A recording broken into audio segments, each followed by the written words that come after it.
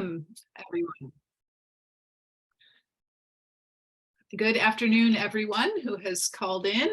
This is the meeting of the Portland Utility Board. My name is Karen Williams, co-chair. I'll be opening the meeting, and then Robin Castro, other co-chair, and I will be co-facilitating a little bit later in the meeting. Under Portland City Code and state law, the Portland Utility Board is holding this meeting electronically. Board members and relevant city staff are attending remotely, electronically, or by phone, and the city has made it available to the public to listen to the audio broadcast of this meeting. The meeting, as you heard, is being recorded. The public will have an opportunity to provide comments during the public comment portion of the meeting and can also provide written testimony by emailing utilityboard@portlandoregon.gov. Pub believes and acts on anti-racist principles. So in our meeting spaces and interactions, while every person has the right to share their personal perspective, we stand against wrongful conduct, and particularly any conduct that is targeted toward people that are made vulnerable by systemic inequities. So this means stepping up as a community when there's wrongful conduct and fostering a space of learning and growth. And we put these principles into action by speaking up and out. While each person is empowered to maintain the culture of the Portland Utility Board, we will focus on the impacted individual or population, condemning the conduct, but not the person. So thank you all for adhering to those values and principles. And Amy will go through a few logistics. Thank you, Karen. My name is Amy Archer-Masters, and I'll quickly run through the guidelines. Please state your name before you speak, and if appropriate, the name of the person you're addressing or that you're addressing the group. The chat box is only viewable by the co-hosts, pub staff, Eliza and myself, so please limit any chats to technical and logistical issues, including signing up for public comment, asking for technical assistance, or reminding us if you've been waiting to speak and have not been called on. The raise hand function is primarily used by the board. The co-hosts may lower your hands once you've begun speaking just to maintain the flow of the conversation. During public comment periods, the public can also raise their hands and you will be called on when appropriate. If you're connecting by phone, you may need to press *9 to raise your hand. Videos can be turned on when you're speaking if desired. It is not required. Please mute your microphone when you're not speaking. And if you're connecting by phone, you can press *6 to mute and unmute yourselves. Public comment will be taken during the comment period early in the meeting. You can sign up through the chat with pub staff, or you can raise your hand during the comment period. It also will be available just prior to any formal board vote after a motion has been made and seconded by board members. The meeting is being recorded. Pass it back to you. All right, well, our agenda today, after we take care of our disclosure of communications and review of two sets of minutes, February 7th and 16th, I believe. We're going to have about half an hour of presentations, 15 or so minutes each from each of the bureaus, partly in response to some of the questions and requests for information that we put forward at the last couple of meetings. I do want to let people know, if you hadn't had a chance to check your email today, there's a bit more information from the budget office, as well as responses from the bureaus to a few of the questions that we asked. So you might want to scan through that if you haven't had a chance to look at it. And the bulk of our, well, not the bulk, but the second half of our meeting, after a break, we do want to make sure and take a break because we do have a 2-hour meeting before us. We will dive into coming up with recommendations for our verbal testimony at the March 16th work session on the 23-24 budgets. And we'll make some decisions about how we're going to present that information at the end of the meeting today. So on we go. Disclosure of communications from any of our board members. Any communications with city staff or officials that we should get out on the table before we get started.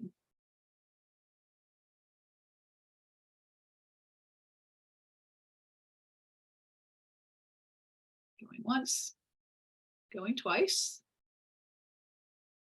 No disclosures to report today, sounds like. All right, public comment period. Is there anyone, member of the public, that would like to make a comment to the Portland Utility Board? You can *9 to raise your hand or put something in the chat.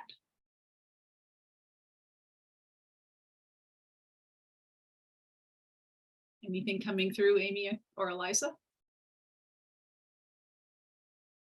No, nothing has been received. Right. Let us move on then to a quick look at the February 7th and February 16th minutes. Thanks to Eliza and Amy for sending those out, and Eliza for composing. I did have a chance to look through those. Does anyone have any corrections that they would like to see reflected in the minutes?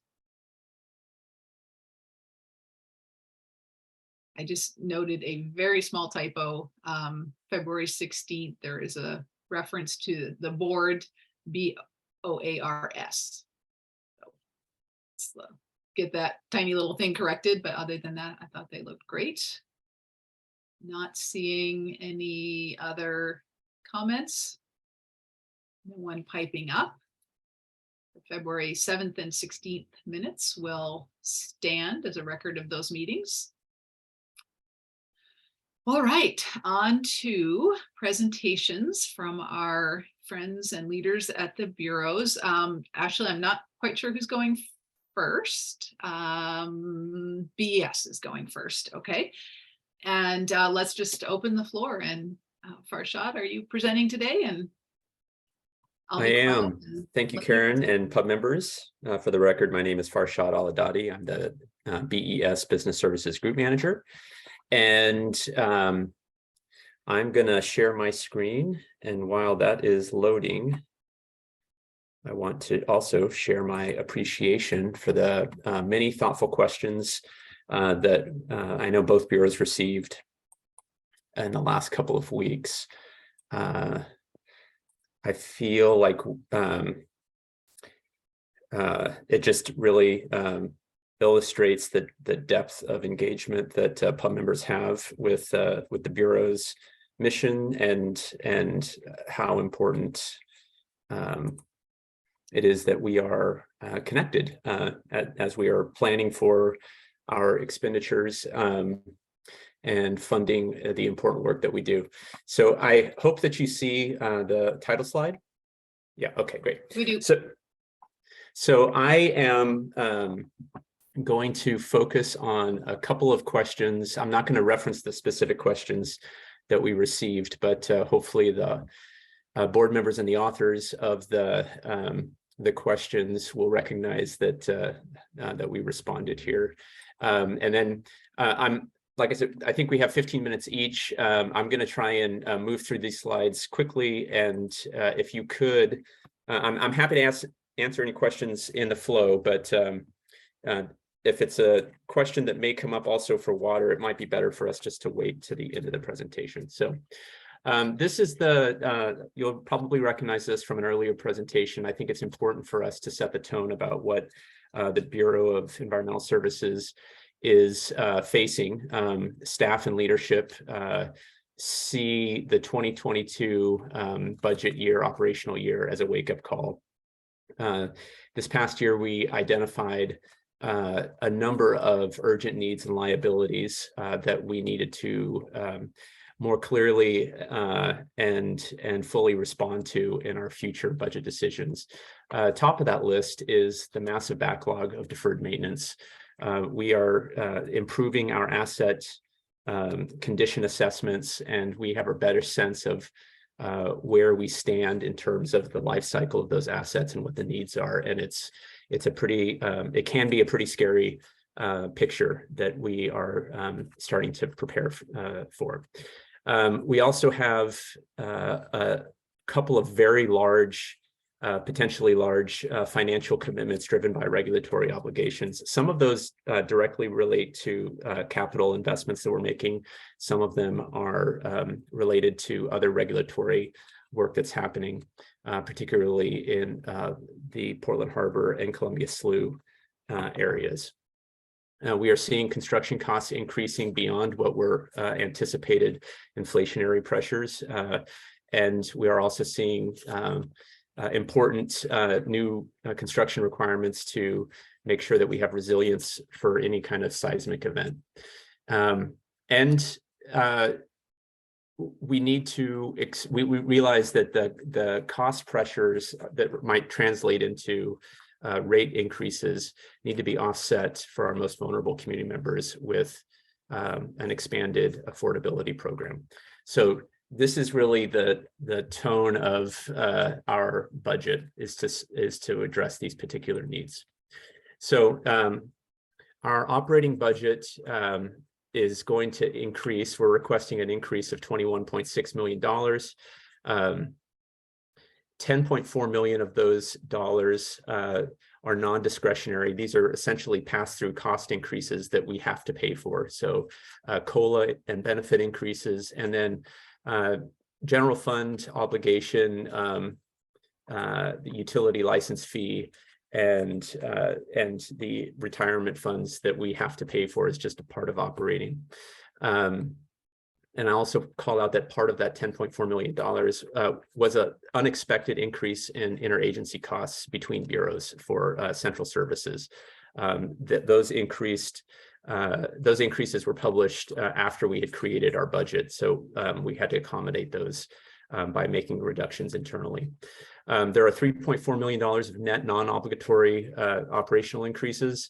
That's a combination of 7.9 million of additional spending requests and a reduction of 4.5 million. RAMP, the program has a price tag of $4 million, and our initial investments in the Tryon Creek replacement project totaled $3.8 million. And I mentioned the regulatory obligations. Right now, we're setting aside $19 million for Portland Harbor and Columbia Slough to start building a reserve for what would eventually, what's anticipated to be our portion of the overall cost for those projects. It's important that we build those reserves ahead of time, so the shock of that amount can be spread over a number of years. We're going to be on the hook for paying it, and if we don't put aside money slowly, then we're going to have to increase revenue dramatically in a shorter period of time to generate the necessary revenue. So part of what we're requesting is additional positions. I think this was a question that was asked. We are requesting an additional 22 full-time equivalent positions, and that's a little misleading because 10 of those positions are already on staff doing work, but in the context of contracted work. This year and in this budget request, we're seeking to convert those contract positions into FTE. Those are going to be ongoing needs, and it is more cost effective for us to have them operating as city employees than as contract staff. You will also see that where our staffing increases, where the priorities are, we need a lot of help at the treatment plant, and we need a lot of help at facilitating the execution of the CIP. So different focuses, but a lot of capital project manager resources are necessary, in addition to contracting and procurement help that helps broaden the bandwidth for that contracting support of our projects. So why a rate increase? I think the short of it is, as we experience in our personal lives, costs of services, costs of goods rarely come down. And so it's just part of our normal business. We try and plan for inflationary increases to maintain our current service levels. We had been forecasting a rate increase of 3.15% for the next couple of years. The experiences of the last year have demonstrated that that would not be sufficient to cover the new obligations that we have in front of us. So the first 3.15% is covering normal inflation in wages, in labor contract increases, and interagency cost increases. The additional 2% that we're seeking for our rate increase will cover very discrete work.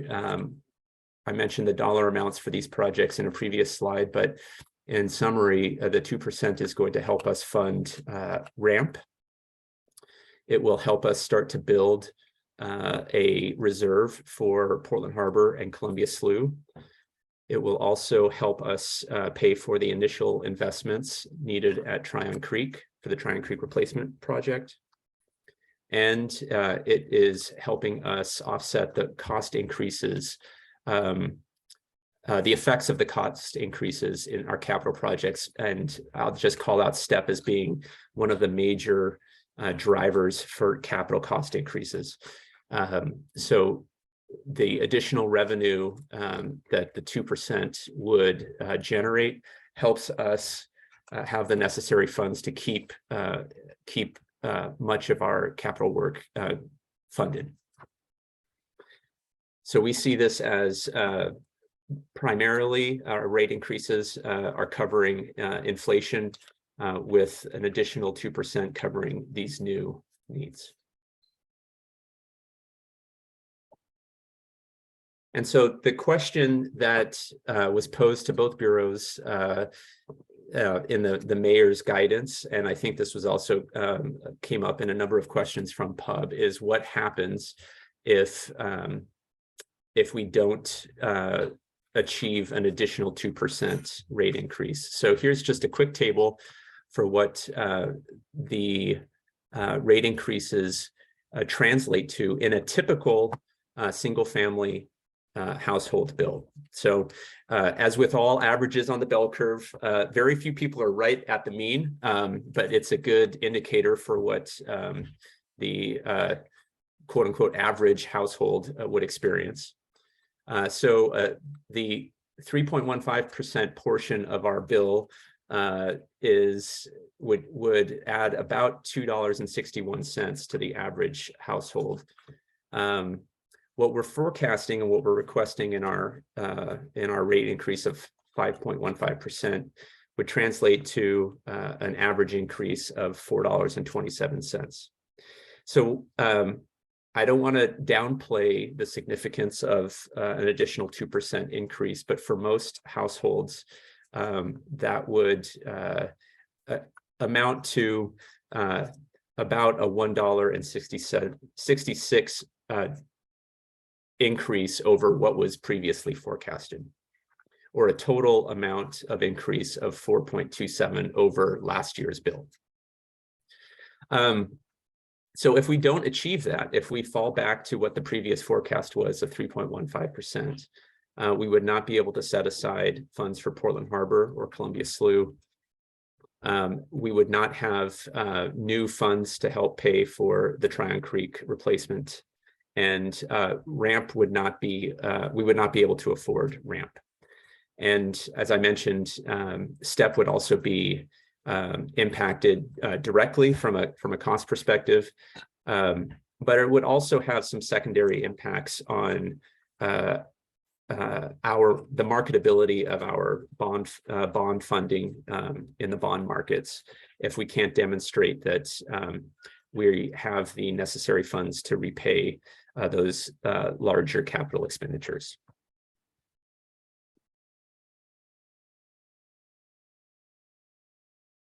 So key takeaways. I really want to be clear that Bureau is not seeking anything but what is necessary to meet current needs.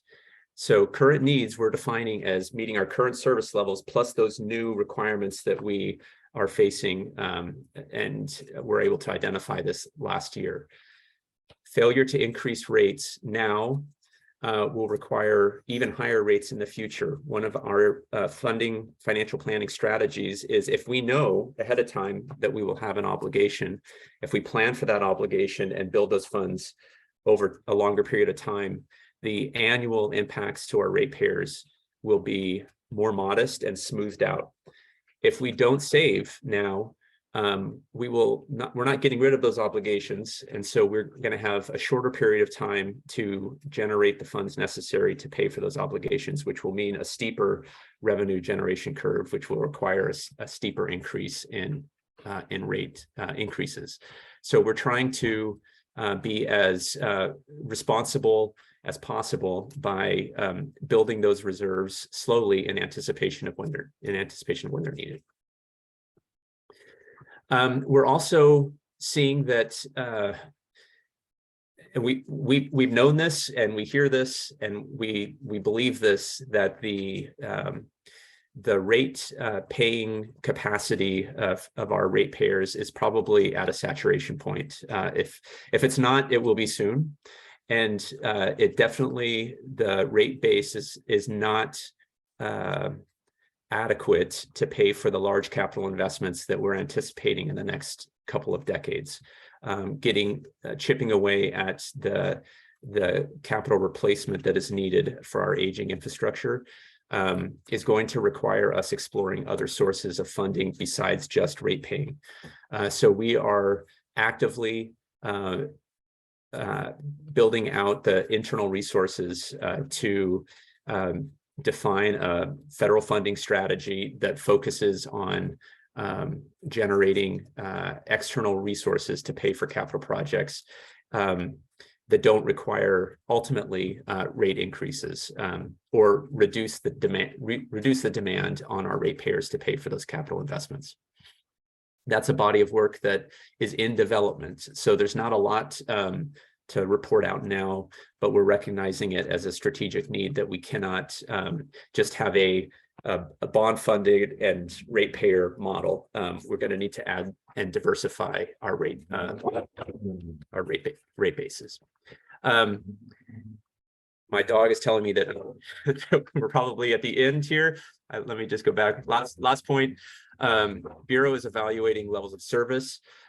We have made reductions in our budget request, as I shared in an earlier slide. We're continuously looking at levels of service, and wherever possible, we're repurposing resources internally so that we don't need to have such a large request. And the repurposing could be in the form of repurposing vacancies to other areas of higher need, or redirecting budget funds to other program areas that have a higher need. We're trying to do that. It's a dynamic situation, and but it's an important first step before we go back to ratepayers and ask for increased monies. And we feel we've done what we can in this short period of time, but it's an ongoing and long-term process that we'll be working through to make sure that our current budget is optimized before we go back and ask for additional funds. And I think that might be all I have, and I will hand it over to Cecilia. Thanks.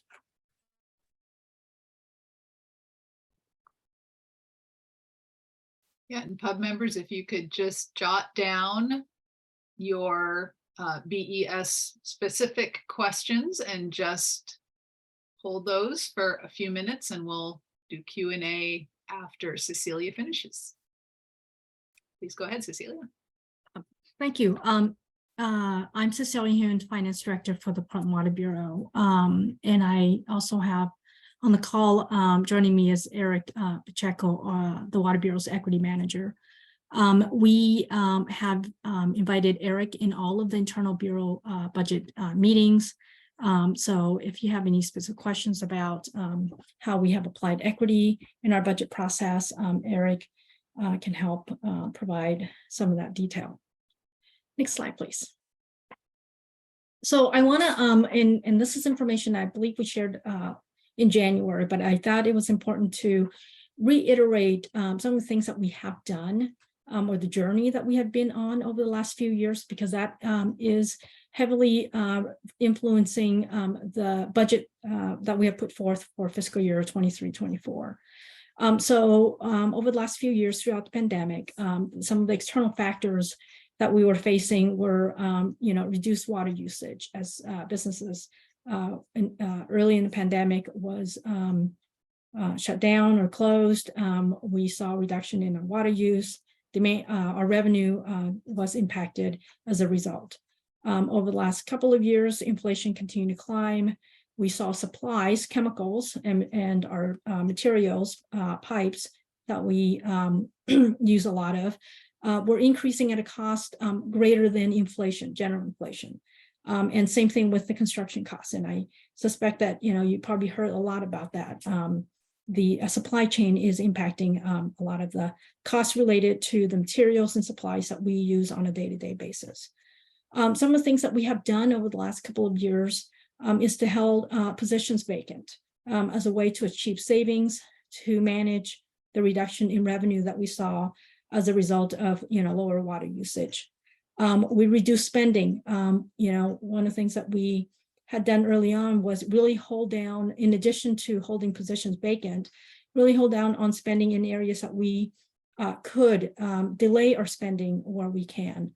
And we also in the last couple of years process, and I believe we have since institutionalized this approach of what we call musical chairs. So we're always looking at reallocating resources where we can to do other work and identify areas where we could either put on hold and not do because we need to reprioritize resources, or reassigned duties in a way that allow us to minimize adding new positions in the last couple of years. The other thing that we also have been doing is, of course, customer focused. We suspended debt recovery, and you hear some of the things that we are doing and the staffing support that we need as we resume debt recovery. Financial assistance program, to the degree that we can expand, that we could add over the last couple of years. We had the SPUR program helping with small businesses. We had the Afloat program through the federal ARPA funding that we received. And then we also received some general fund money that we put together a match program. Again, these are all customer focused to help our customers during this time where what we saw over the last couple of years is an increase to their account balances that has been unpaid. So these are all the things that we have been managing to the degree that we can. And then for the budget process, again, I think Gabe mentioned this in the January meeting, the direction that she gave for budget development for the upcoming fiscal year 23-24 is to put together a budget that would maintain our current service level. To the degree that we can reallocate to cover for, inflationary increases, even above inflation, reallocate to cover for new initiatives. So we internally have identified a new way of doing the work that we need to be doing, but it costs, additional resources. Look for ways to cover those additional expenses. And then one of the things that we also asked internally within all the groups as they put together their budget is to call out items that require more funding. And again, this is just essentially maintaining the current service level that we have been providing. New request, what we asked internally is to limit requests that are only needed for regulatory, to comply with regulatory requirements. Requests that would be for implementing our strategic and equity plan. This is something that we have been doing. It's been in the works for a couple of years. The strategic plan that we have put together, an equity plan, and a lot of resources have been identified that would be needed to do the implementation. And then affordability, if there's anything that we can be needing to focus on customer affordability, because that is a priority for the Bureau. As far as the lenses that we use for decision making, Equity was definitely one. We looked at areas where resources have been short. Again, we've been holding the line as much as we can. And then, of course, we also consider capacity, recognizing that we can't do everything all at the same time. So it's sort of like you came to a slow, the train slows down, and to even pick up the speed, it takes time. And so rather than load up on, resources, we looked at opportunities, areas where there's opportunity to phase the work out. Charter change transition is something that certainly is a consideration in identifying the resources that we need to move forward with. And then also recognizing that the mayor had provided 3 budget memos that we were wanting to make sure that we follow as far as the decisions that we're making. So essentially that's been our internal process. So internally, when we first basically started our process, all of the requests that we received internally within the Bureau total to about $9 million. Half of that is ongoing funding. The other half is about one time. So about 50-50. 25 ongoing positions or permanent positions and 17 limited term positions were requested along with those funding. So the process that we went through was looking at each of the items that's been requested, and we put into these what we call buckets. So the first bucket, of course, is the RAMP program, and the $700,000 is really a foregone revenue. And then there's also a limited term position that was requested to put the program in implementation. The items that we put into bucket 1 are essentially what we call must have. And again, what we asked our group directors or managers to be doing is to identify items that are costing more than what maybe general inflation or what their budget is able to absorb even. And the items that we put into the must have bucket includes, additional budget needed for chemicals. We find that chemical costs continue to be rising well above inflation. The other thing that we found is, as we're encouraging more of our customers to pay online, there's a fee that we have to be paying the bank for the electronic transfers, for the credit card use. So that's a must, because that is a service that we want to continue to provide. So that's a convenient fee that is, again, increasing at a higher rate than inflation. More customers are using that feature, which is great because that's what our goal is. So the items that went into what we call the must buckets are things that we have to fund to essentially continue to do what we're doing. The next bucket that we identified to be core are things that we need additional resources essentially to continue to execute the programs that we have in place. We identify, again, the capacity thing was something that we consider is, rather than adding 2 positions that's been requested in an area, let's consider phasing that. Let's add 1 position. Some of the technology projects that we are undergoing, let's work on having, the major system implemented, then look at other, technology projects that we need to be working on. So we consider some phasing of the resources that's been requested. And then bucket 4 are essentially things that we said, let's take a pause on these. Let's really understand, how this change of form of government might be impacting us, that we may want to consider reevaluate some of the requests that came through. So we put all of these, the 4.9 million and the 42 positions that were requested into these buckets. What we were able to include, we didn't include, of course, all of these. What we included in the 23-24 requested budget, of course, is the bucket 0, the RAMP program with BES. We included the buckets 1 because those are must have. We have to be increasing our budget for chemicals and for those convenient fees. And we also included bucket 2, the core, the resources that we will need to continue with the core work that we have. So we did not include what we have put into buckets 3 and 4. So essentially, we are asking a total of 31 positions, 17 of which are limited terms. And then so the next slide, please, are the positions that we have included in the budget request. So the 17 limited term positions includes 8 for debt recovery, 5 of which are customer account specialist, our 2 service inspector and a meter reader. Those positions are being added on a limited term basis. Limited terms for the most part are for 2 years, and they are to assist our customer service staff to be able to provide more support to our customers as we resume our debt recovery process. We're finding that our hold times are longer because, we're on the phone with our customers, talking them through, helping them understand the financial assistance program that we have in place.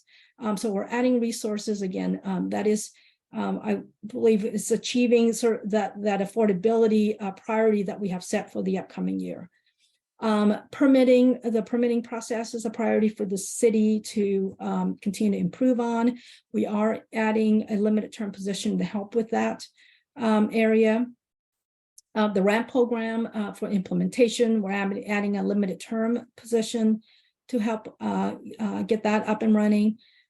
We are starting to work on the AMI and customer portal project that is included in our capital program, and we are adding 2 positions to start working on the data that will be needed for those for that project. And then we're adding 5 maintenance workers, and these 5 maintenance workers will only be for 1 year, and it's going to be a trial a pilot program that we're going to put in place. This is an area where we are hoping to bring in a more diverse workforce so that we can successfully move toward a more diverse workforce over time. So bringing in folks at an entry level in the field area to start providing diversification of the field staff is what we're hoping to do with the pilot program. So that's 17 limited term positions that we have included in the budget. We are also, in addition to that, adding 14 permanent positions.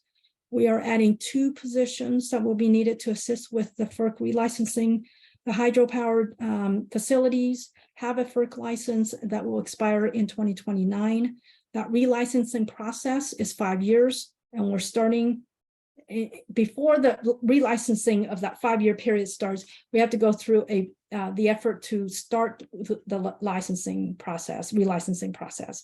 So we are adding 2 positions. We have to have that FERC relicense for the hydro facility to continue to operate, which we find also having the hydro facilities to be a benefit for the operation in the Bone Run. Water treatment operator, we're adding a position there. We're finding that we're incurring a lot of overtime as a result of needing to operate the new improved corrosion control facility 24/7. Cybersecurity is something that's been identified through our, again, strategic plan. The risk that was identified, the mitigation is to start having a position that will help us develop a cybersecurity plan and start working on implementing that plan. We're adding a position to help with better management of our groundwater supply source, making sure that supply is available when we need it. We're adding a position to provide fiscal support. Again, through the strategic planning effort, it was identified that more financial support is needed for our managers and supervisors for them to better understand the budget, help them with more fiscal management of the individual budgets. What we also is going to be using this position for is we will start to draw on our WIFIA loan for the Bowen treatment project, and the cash flow related to that is significant. What we're hoping to do is have this position be managing the cash flow.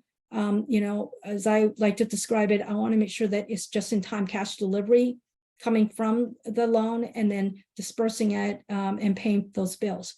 So having the cash come in at the time that we need to be paying those bills on a monthly basis, it's going to be important. We are talking about in the tune of 10 to 40 million a month of construction costs that we could be paying when we're in heavy construction. Not having this position, what we're hoping to do is to minimize the drawing on that loan too soon, having the money sit in the bank, and of course, as soon as we draw on that fund, we're accruing interest for the loan. So again, this is one area where I think it will pay for itself, having the position. So these are the positions that we have requested in our fiscal year 23-24 budget. Rate increase, this is our forecast. The forecast that we had for the upcoming 5 years for rate increase is 7.7%. We are revising that for the upcoming years to be 8.9%. And that is needed for the RAMP program. It's also needed for all of the increases that we're seeing. BES mentioned that our interagency costs is higher for them. It was definitely higher for us. In addition to adding our positions, we also got hit with the increase in internal C services that we received in addition to general fund overhead. So 8.9 is the rate increase that we'll be requesting for July 1. And then for the forecast period is 7.9% each year. That is about 0.2% higher than what was previous forecasted for those years. So next slide, why the increase? And these are approximately about a third and a third and a third. So starting with the bottom third of the rate increase, we need the first, a third of that 8.9% just to maintain current service level. We have inflationary increases again, and sorry if I'm being a broken record, but that's what we're seeing is costs are increasing significantly higher than even what we were forecasting. That includes the labor contracts that have been put in place. There were a lot of market salary adjustments that were being made. We also saw, again, we continue to see that reduction in our demand. It has not resumed to pre-pandemic level. So just to maintain the current service level, and that includes all those positions that we are asking, is about a third of the rate increase that we will need. And then another third of the rate increase is to support the boron treatment projects. That's the filtration plant and the pipelines to connect to the water system. It is a regulatory driven project. We do have a bilateral compliance agreement with Oregon Health Authority to have that filtration plant in place operational by September of 2027.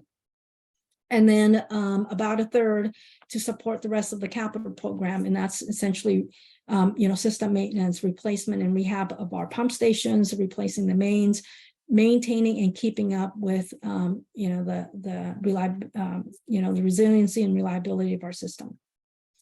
So like BES, the mayor's budget guidance was directed to us to come up with a rate scenario and such that if we have to revert back to what was previously forecasted for a rate increase of 7.7%. So we are proposing 8.9 and the additional bill impact is 63 cents. So for 63 cents a month to our typical residential customer, we would need, these are the trade-offs. We would not be able to add the 11 permanent positions identified on the screen. And we didn't look at the limit term positions because it's only funded for 2 years, but the impact on rates is minimal. So again, the 8 water distribution worker trainee positions, our goal is to continue to work toward better diversifying our workforce. Our ability to meet the city's directive to have a more diverse workforce would be limited without these positions, or would take us longer likely to be able to get there. The environmental tech position is to support the groundwater supply, making sure that that supply source is available when we need it.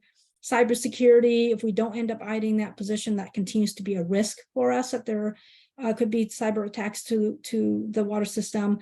This is an area where if we don't add the position this upcoming year to help with minimizing that risk, that is likely to be a position that we'll need to be adding in the future. Financial analyst, again, to help us better manage the cash flow is something that I think will, the cost savings will help offset the cost of adding this position. RAMP would be something that we would not be able to provide a water discount to bring the rate proposal back down to the forecasted level. And then the other item that we also added is transferring the fiscal responsibility of operations and maintenance of our decade fountains to the Parks Bureau. The Parks Bureau currently is operating and maintaining the decorative fountains that are owned by the Water Bureau, but we do pay them for that service. So the proposal here is to also, well, essentially not have to pay for having parks do the operation and maintenance of decorative fountains. That would reduce our operating budget and will allow us to bring our rate request to the forecast of 7.7. So with that, I will open it up to questions. All right, thank you, Cecilia and Farshad, for being responsive to our questions, both in presentation and also the read ahead material that was sent this morning that I'll just say again for some board members that came in later.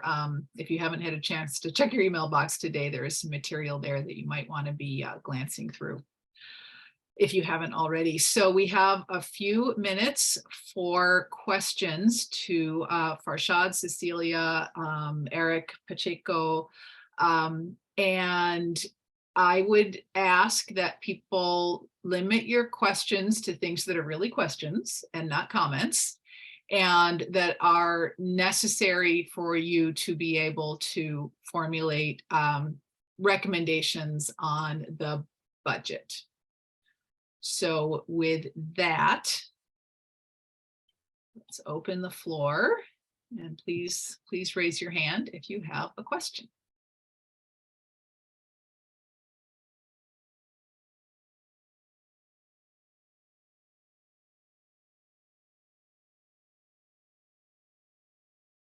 Thank you, Bob. Go right ahead. Just a small question for Cecilia, actually. I'm curious about the last point that you raised about transferring costs of the decorative fountains back to the Water Bureau. I've been around long enough that I remember when it was transferred from Parks to the Water Bureau. It's been kind of been a ping pong ball over the years. Has Parks accepted that? And if so, where would it come from? No, that is a proposal that we are putting forth as part of the scenario that we've been asked to consider reducing our budget to so that our rate request would be back to the forecast level. Yeah, so it's transferring the responsibility to Parks. We own it. You're right. Many years ago, the decorative fountains were transferred from Parks to Water. And we've been maintaining and operating it. A few years back, we transferred the operations and maintenance to Parks, but also pay them for that service for doing that work. So this proposal is such a way that we don't have to pay. I mean, they would just continue to operate and maintain without us having to pay them through an interagency for that service. Thanks. I have a question to both Cecilia and Farshad, and it has to do with the rate stability fund or funds for either of the bureaus. Could you remind me the process by which those funds are utilized and the extent to which they were utilized in this year's proposed budget? I'll go first. I'll also invite Ken Bartacci, I think, who's on the call and can probably fill in some details that I may be missing. But I think generally the rate stabilization fund is there to help moderate the ups and downs of our financial plan and absorb unexpected costs. And we do have some governance policies around rate stabilization, and one of those is to maintain at least 300 days of operating cash on hand. I think that's just it's a little bit higher than what the bond market requires of us as part of our bond financing, and so we do use the rate stabilization fund to kind of smooth out the ups and downs, but it's there are some controls that we're also working within in making those decisions, and it's a dynamic process over the course of a year. I'll let Ken speak to the conditions when we've used it last. Yeah, you nailed it, Farshad there. I think one of the things that we've made decisions of several years ago that because our rate stabilization fund was so high that we would use it, we would draw it down over time to a level that is more with our peers in the industry that the rating agencies support. And so we've effectively done that now. So anything we draw additionally on the rate stabilization fund below that 300 level, we have a policy of 270 days. We are targeting 300 days to give us a little bit of cushion. But anything we draw down below that will have a potentially a rating impact from the rating agencies and ultimately increase our future borrowing costs. So we're really kind of at there. We do budget for transfers to and from rate stabilization just for surprises that we may encounter. So does that, sorry, just follow up, pardon me, Cecilia, does that mean that it was not drawn down in the proposed budget, that you're expecting not to draw anything from the rate stabilization fund? In 23, 24, that's correct. Well, we have, like I say, we have budget in there just in case, but we're not planning to make draws on it. Okay, thank you. Yeah, and I was just going to add, yeah, for all the same reason that BES mentioned, we also maintain a minimum in our rate stabilization account, and we are using it to smooth rates, as Fashad mentioned. We are continuing to transfer funds into the rate stabilization account because the plan calls for the drawdown to start in about 3 years when we start to get into, you know, the heavy construction of the filtration plant. Yeah, so there, you know, the RSA, the rate stabilization account, you know, we're planning, working to build it up so that we can draw on it to keep rates at that 7.9%.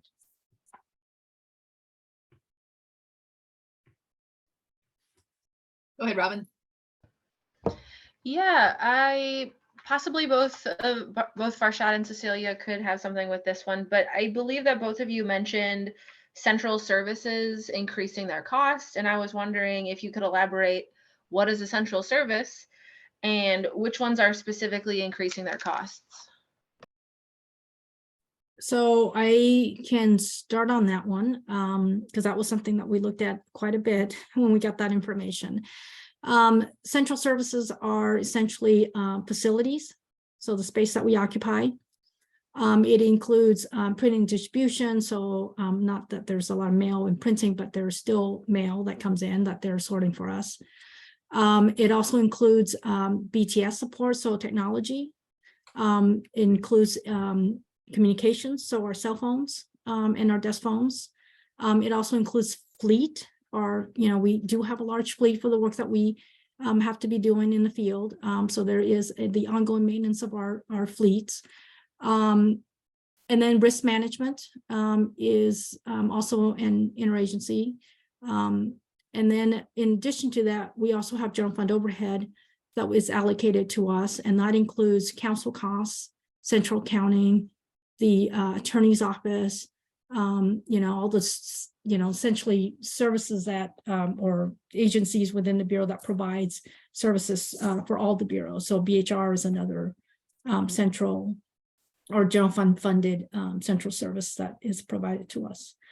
The areas that we saw significant increase in this year for us, it was 1.8 million above what we were forecasting the increase to be. And the areas that we saw increases were in fleet, were in technology.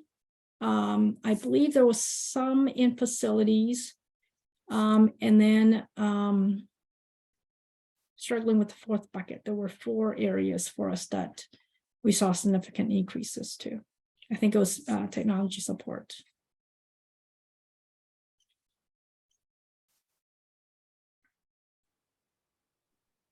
I'll only add, I think Cecilia nailed it. Like everything, the cost of those interagencies is expected to increase every year, and we budget for it. But like Cecilia said, there were increases above what were expected and what were budgeted. And for BES, that totaled $2.4 million of unexpected increases above what was previously budgeted. Just one little finer tip on that is that, you know, we forecast at the rates that we get from the city economist. And one of the things that we discovered is that the city economist is providing rates at the region level and not really looking at the city or the bureau level. And so we had that discussion with the city economist, and we'll probably start implementing some discussions early on about what those impacts are going to be. So it's something that, you know, it caught us by surprise, and we're trying to deal with it, really. All right, thanks, everyone. Lorraine, please go ahead. Thank you, Karen. Lorraine Wilson, voting member, POB. Cecilia, I just wanted to ask a question that you mentioned some positions that you all are looking at with regard to diversifying your staff. The first question I have, are those positions essential positions? I'm sorry, which ones are all of them? Was that the question applied to? The ones that you mentioned are geared towards diversifying the staff in the bureau. You mentioned, I think, is it 2 sets, or is it 1 set, 8 staff members or something like that? Trainees that you'll be bringing in? The training positions. I mean, the training positions, we're hoping to be able to comply with the city's equity direction to better diversify our workforce. So the entry-level positions are where we found to be most successful, to be able to bring in at the entry level a more diversified candidate pool. And what we have found over the years with our training program is that a lot of them do advance advance through the organization. We have a few of our supervisors that actually came through the water distribution worker trainee program. Okay, and those are essential positions? You know, again, you know, defining essential, I mean, they're definitely helpful in allowing us to then bring in that diverse workforce that we can start growing to meet the city's equity goals. Okay. I was just curious about it. And the other question I have is, what does success look like? That you have 8 and 5 positions allocated. What does success look like for filling those positions? Is it 5 out of the 8 or 3 out of the 5? I'm just curious. Well, I mean, the success, I mean, what we would be doing is adding these trainees to the existing training program that we have. So having more positions available to be hired at the entry level. And success would be, you know, being able to draw candidate pools that are diverse, with diverse background, hiring them and having them retained through the program. So it isn't just getting them in the door, right? It's making sure that they're making it through the program. So, you know, there's going to be, you know, the training program is going to focus on supporting those employees in a way that will help them be successful, staying with the bureau, and then advancing through the organization. Thank you. Yeah.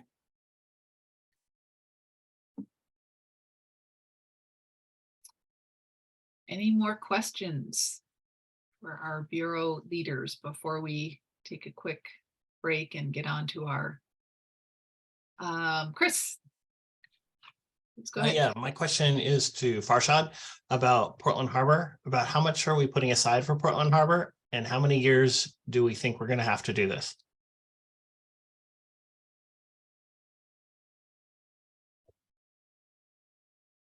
So I'm going to invite Ken to jump on this.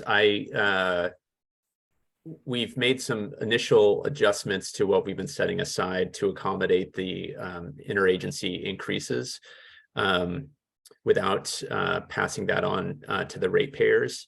Right now, we're setting aside about $19 million for both Portland Harbor and Columbia Slough. Annually, I think it's Ken, about $10 million a year. Yeah, we're setting aside $8.5 million for Portland Harbor specific, and what the challenge with this is that we've been legally advised, because negotiations or discussions, to not speak about or not even identify the amount we're setting aside in terms of what it's going to fund. We don't know what the number is going to be. It could be 50 million, it could be 500 million. We just don't know.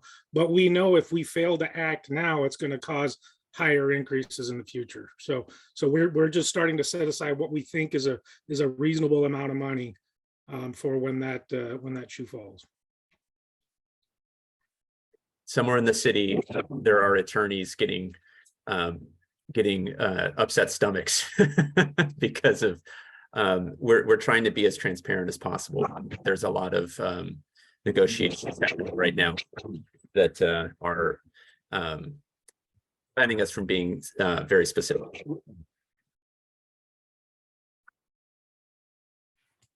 All right, Amy, reminded me we do have one more presentation, 5 minutes. We're going to aim for from Anthony Locke from the budget office. And Anthony, let me, if I may, turn the floor over to you. And I just want to remind folks that some information from the CBO came into your email boxes this morning. So you haven't had a chance to read through all those, but I think the presentation is going to relate to that. Great. Can you guys hear me okay? Yes, we can. Okay, great. All right. Given this presentation in slightly less ideal circumstances, so good to see everybody. Real quick, my name's Anthony. I am a policy analyst for the City Budget Office. Previously worked in OMF for 4 years. That worked pretty closely with central services that were discussed earlier. And you'll see my reviews in your inbox. Just real quick before, those reviews are developed in ways pretty similar to how the pub approaches and asks questions to the Bureau. So I work pretty closely with Cecilia and Elizabeth, with Ken and Farshad, and ask a lot of the same kinds of questions that you guys are asking, and have tried to both synthesize Bureau material and their responses to my question, as well as provide some analysis.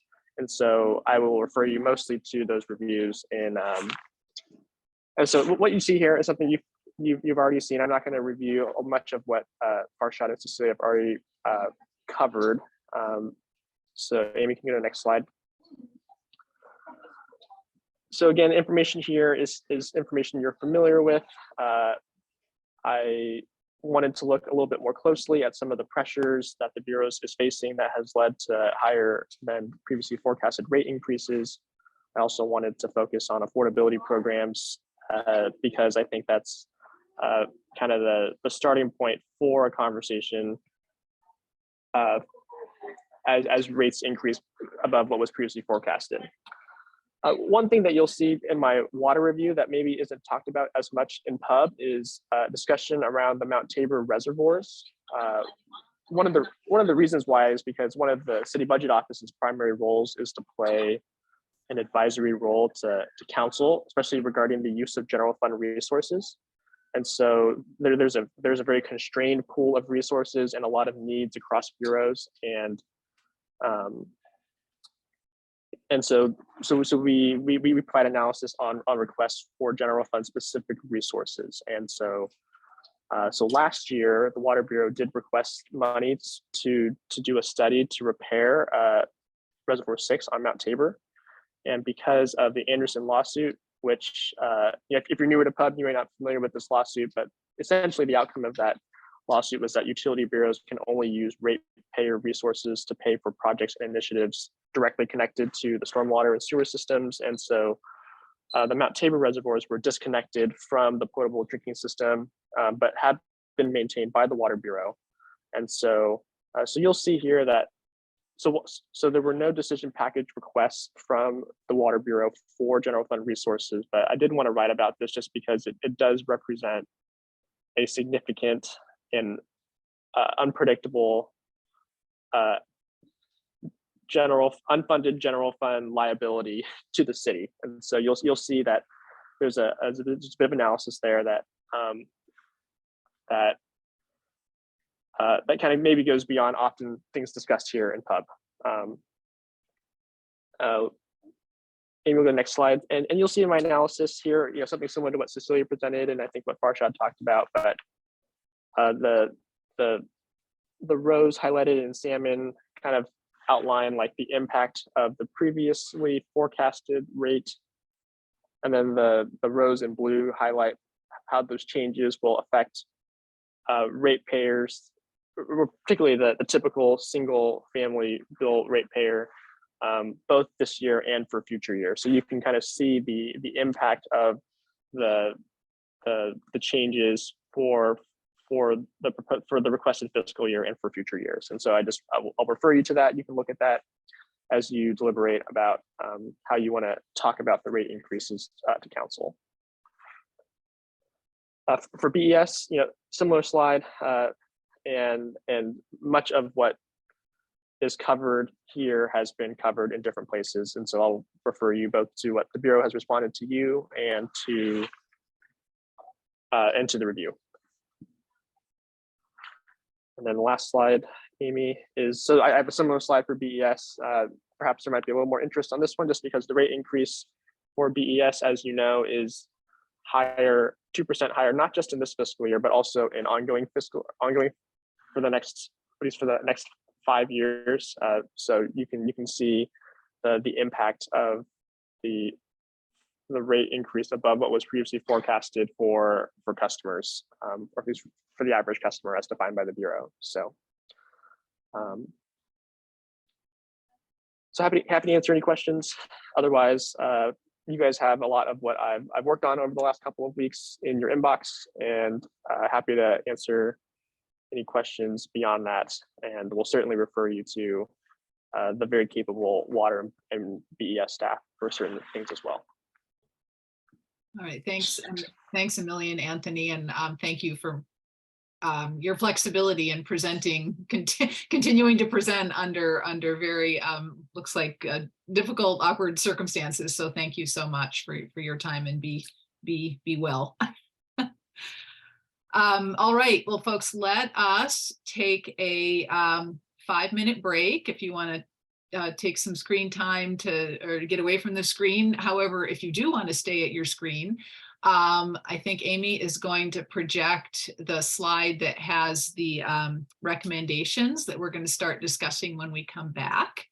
So stand up, stretch, close your eyes, take a breath, and then come back and we will dive into recommendations. So we will see you at 4:42. Okay. See you in a bit.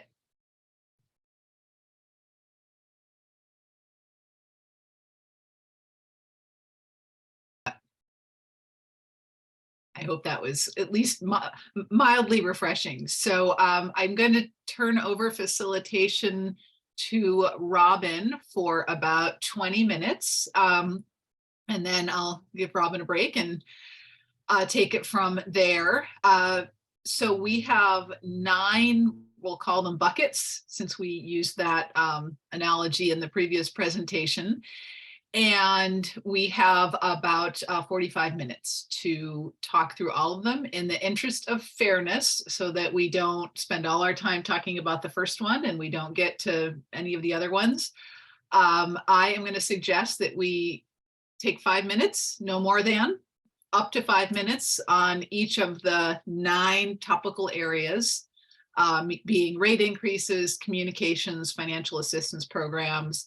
And if we can't resolve it, we just need to move on, so that we get to at least talk about each of these. And our goal is to come up with agreed upon talking points for verbal testimony on March 16th at the work session, keeping in mind that our testimony can be no more than 5 minutes. So this is going to be pretty high level stuff. We need to be pretty succinct. So that's our goal, and I'm going to start the stopwatch. And Robin, take it away. Thank you. All right, so we definitely have a handful of topics that we can work through. Let's just start with, looks like rate increases and funding available. Does anyone have any recommendations specifically kind of where they want us to navigate from the conversation that we had today, moving into our second budget letter, specifically regarding rate increases. Go ahead, Alexis. Thanks. This is Alexis Rife, board member, and voting board member. And I just wanted to add here something that we've talked about in the past, which is the possibility of folks making an additional payment to support lower income households.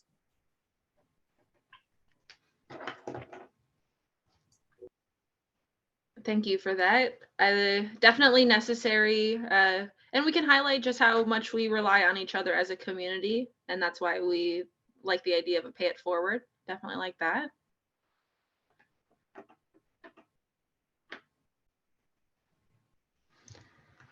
Let's see.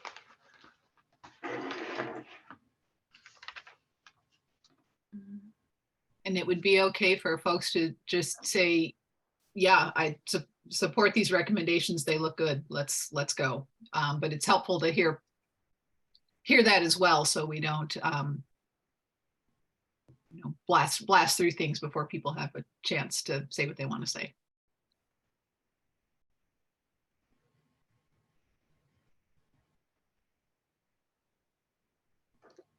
Go ahead, Tom. Well, just a quick comment about rates. For some of you that are new and maybe some of the old voting members, BES has started a rate study in 2019. They gave us a presentation about a year ago. So there's a lot of work that has been done by BES. And I'm just saying that because depending on how we word this, it seems we're talking about a rate, looking at tiered rates that relates to both water and BES.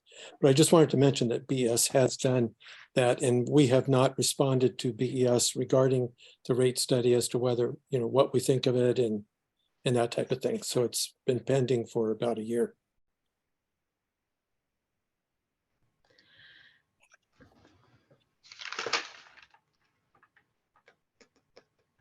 I'm not sure if it would go specifically here or possibly other locations. And this is me putting on my just my board hat rather than specifically my co-chair hat. And that was with the two bureaus discussing specific increase areas with those central services like facilities, technology, and fleet, which I understood was basically the company cars. And it feels like a lot of the inflation, a lot of the increase is coming out of that area. And so I wasn't sure if we would specifically be offering a solution like, hey, are we, obviously the reason why the fleet increase is happening is because gas prices are going up. Would it be specific to the rate increase, or perhaps the climate focus to transition our fleet? And that way we're not constantly having to push oil price increases on the customer, because we are doing what we can within the bureaus to mitigate that. And so I was thinking like an electric fleet pushing towards that would definitely impact our rates, but I was trying to think of a way that we could mitigate the fact that, the oil prices seem to always go up and rarely go down.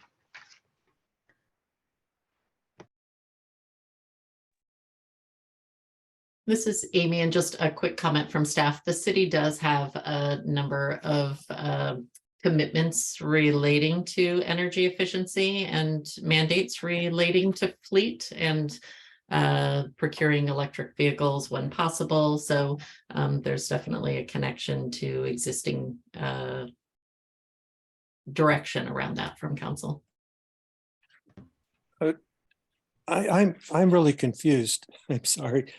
What is the exact language we're talking about in this bucket that it says potential recommendations, but it really doesn't sound like any of the wording is a recommendation. So anyway, I'm confused as to what specifically this is saying regarding, is that it there, the highlight that you've just done, on the top part, that would be the recommendation?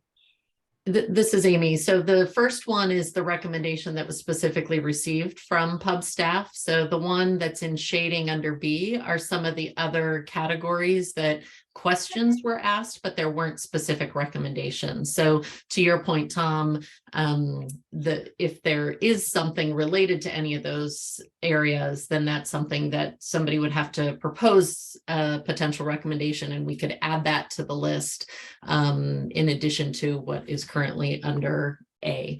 Some of those may relate to other categories that we're, going to touch on soon. And my 5-minute timer just went off, so. Okay. Thank you for that. So to my understanding, I mean, personally, I would be in support of adding Alexis's recommendation of adding the pay it forward, the additional payment to help other people that are struggling as a potential recommendation in that first column. Is that what we're trying to get out of this today? I'm getting nods of approval. Beautiful. Thank you. Yeah, I think I'm just going to interject. I think we're going for concepts. We're not going for exact words, but we're going to say something like this in the verbal testimony. And that's what we're looking for, your general approval or additions to the recommendations that Amy has projected. Okay, so we're not using the language in the first bullet next to A. We're using the language that's being typed on under notes. Pay it forward. No, the notes is in addition. Okay, in addition. Right. Well, I would only say about A that it seems talking about a tiered rate is maybe getting too specific, but maybe not. And I did take note that Farshad said that BES is trying to look at new ways of financing things. So that sounded encouraging, instead of counting on rates. Whatever I don't know what they're doing, but that's what he said. I'm right there with you, Tom. So with that, let's honestly jump to the next topic and see if we can connect and overlap anything.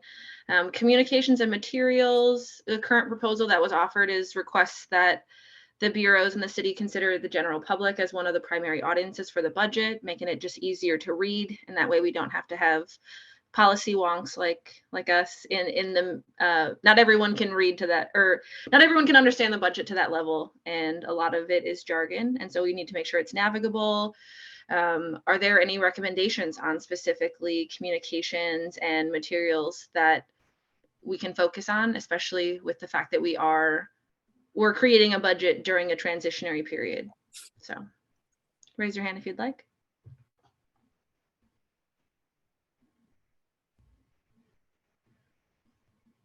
Go ahead, Karen.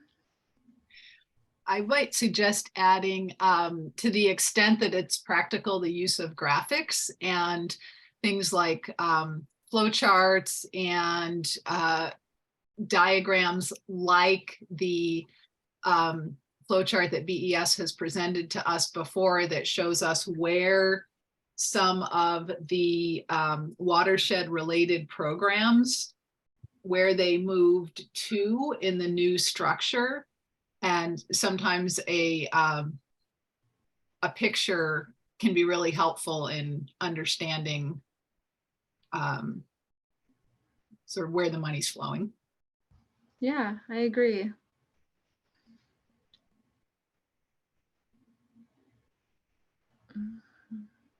I kind of wonder if the communication and materials almost overlaps with the financial assistance program, because we had previously discussed as a board that I think the financial assistance program is mentioned like a line or two on the bill.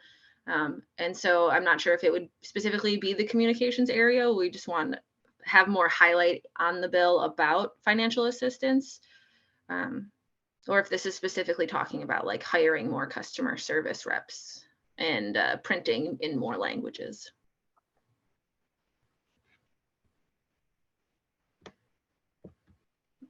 All right, I'm not hearing any major Anything else from specifically communications and materials? So if anything comes to you, we'll jump to it. But let's move to financial assistance programs. Let's see. So the Part E, support for funding includes RAMP, but the investment seems low for the need for greater outreach. And I think that we had previously, someone had suggested possibly asking for extra support. Does anyone have any specific things that they want to discuss with the financial assistance program? Go ahead, Karen. Yeah, I would just, now that it's been clear from the presentations that we just received, that in addition to, it's clear to me what the financial commitment for the actual assistance is, to the tune of $4 million, I believe I heard. So I would like to express support for that, in addition to the personnel that are being, the new personnel that will support the program. I see Eliza's got their hand raised. Acting in my role of a clarification, since we're still on financial assistance programs, but in the communications section, I understood, so just above it, I understood the recommendation to be specific to how to communicate about the budget. And I understood that recommendation to be, you need to communicate to the public in a way so that anybody could understand the budget.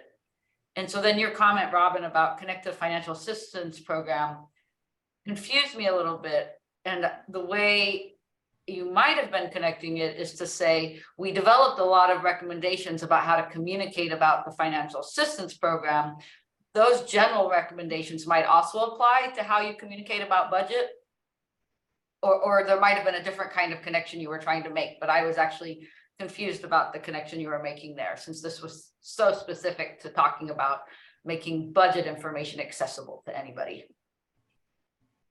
And just to respond, I definitely, now that you're saying that, I don't think I realized that this specific one was so specific to making just the budget more easily legible to everyone. And so you could probably just erase what I said about connecting it to the assistance program, because it seems like the focus is specifically on making it so that any person who gets a water bill has the capacity to understand a water budget or the BES budget without having to know too much additional information or lending itself to jargon.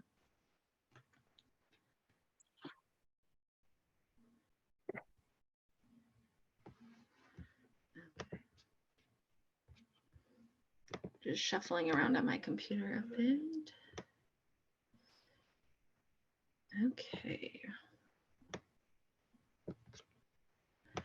I don't know that it's a specific recommendation, but with the financial assistance program, I don't know if we have a clear answer on what was the previous financial assistance program costing? Like, they obviously stopped it and they discontinued it. So did all of that money get funneled into RAMP and we still need an additional 4 million? Or was there some money that was just where was previous money allocated to this and then we needed more extra of it? Or looks like Sarah possibly has a response. Go ahead, Sarah. Hey there. Yeah, I think Sarah Messier, Water Bureau staff and ex officio member. I think Cecilia had it on the slide where we used to have, or we have a program that Home Forward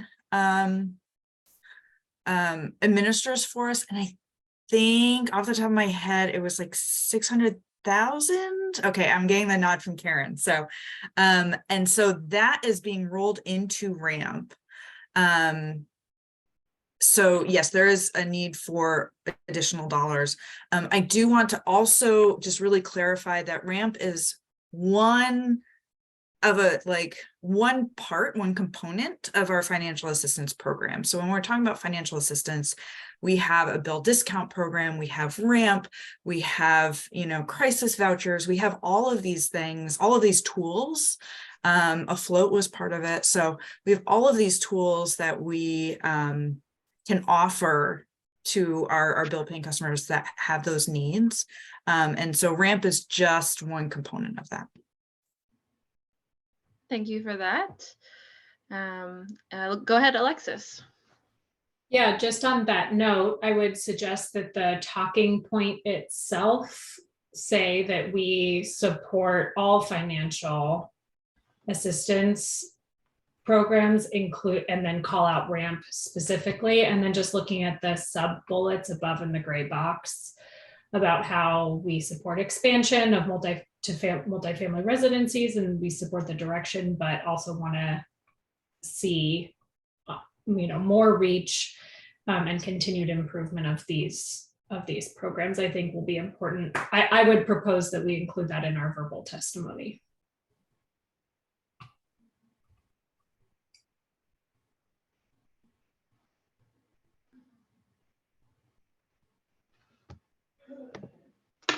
Just a time check. That's a little bit more than 5 on the financial assistance.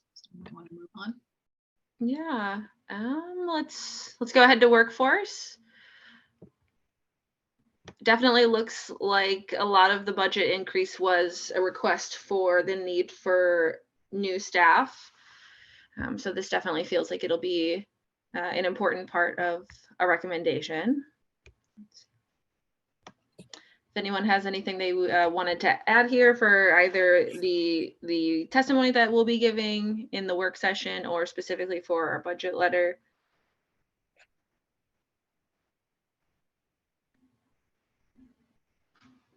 Was that a hand raise, Karen? It was, yeah. I just wanted to call out some of the words that are in the gray box, particular to the 8 full-time positions or 8 permanent positions and the 5 limited duration positions that Cecilia had in her presentation and Lorraine asked questions about. I think I would want to make a tie to, very much in support of those hirings and those additional positions. And I think we need to make the connection back to the equity, or I should say the sort of assessment of the equity situations that Karen Y. Spencer and Teresa Huang put together last year. And I do recall one particular element of their recommendations was to look hard at whether or not in diversifying, and I say that kind of with air quotes, the workforce, we are just increasing the diversity of folks who are Black and Indigenous and other people of color in the lower paid positions. And that is, anyway, it says it in the report. I don't need to repeat that here, but essentially that's insufficient. And to the point that retention and the program surrounding hiring folks is as important, if not more important, than just getting them in the door. So I just would want to make the connection back to the equity report that that Teresa and Karen Spencer put together. Yeah, I appreciate that, Karen. And I agree with what you're saying, that we are essentially diversifying the part of the workforce that has the least amount of power. And we need to be making sure that we're diversifying the part of the workforce that holds the most power. So with that, go ahead, Lorraine. Oops, as I find my unmute. Thanks so much for speaking about that, Karen and Robin. I don't know if the board members are aware also the City African American Network Affinity Group did a study a few years ago. That's when I was still at the city. And the majority of the diverse staff, as they put it, at the city overall, not just in the utility bureaus, is mostly in, of course, entry-level positions or temporary positions. And a number of them are actually in Portland Parks and Recreation. And Portland Parks and Recreation, their their employment goes like this. It's seasonal, and for years, there are staff of color who have been working at the city for 20 years on a temporary basis, right? And that is just in one bureau. And if the parks employment goes down, when you pull the numbers for diversity in the city, it goes down. So that is why I was like, hey, and it's good to hear Cecilia talk about, just recruiting and retaining. But for some reason, every time the city thinks about diversifying staff, they go to the entry-level positions, right? And also, you would think that the entry-level positions will be overrepresented with people of color because that's the natural place that most organizations, it is not.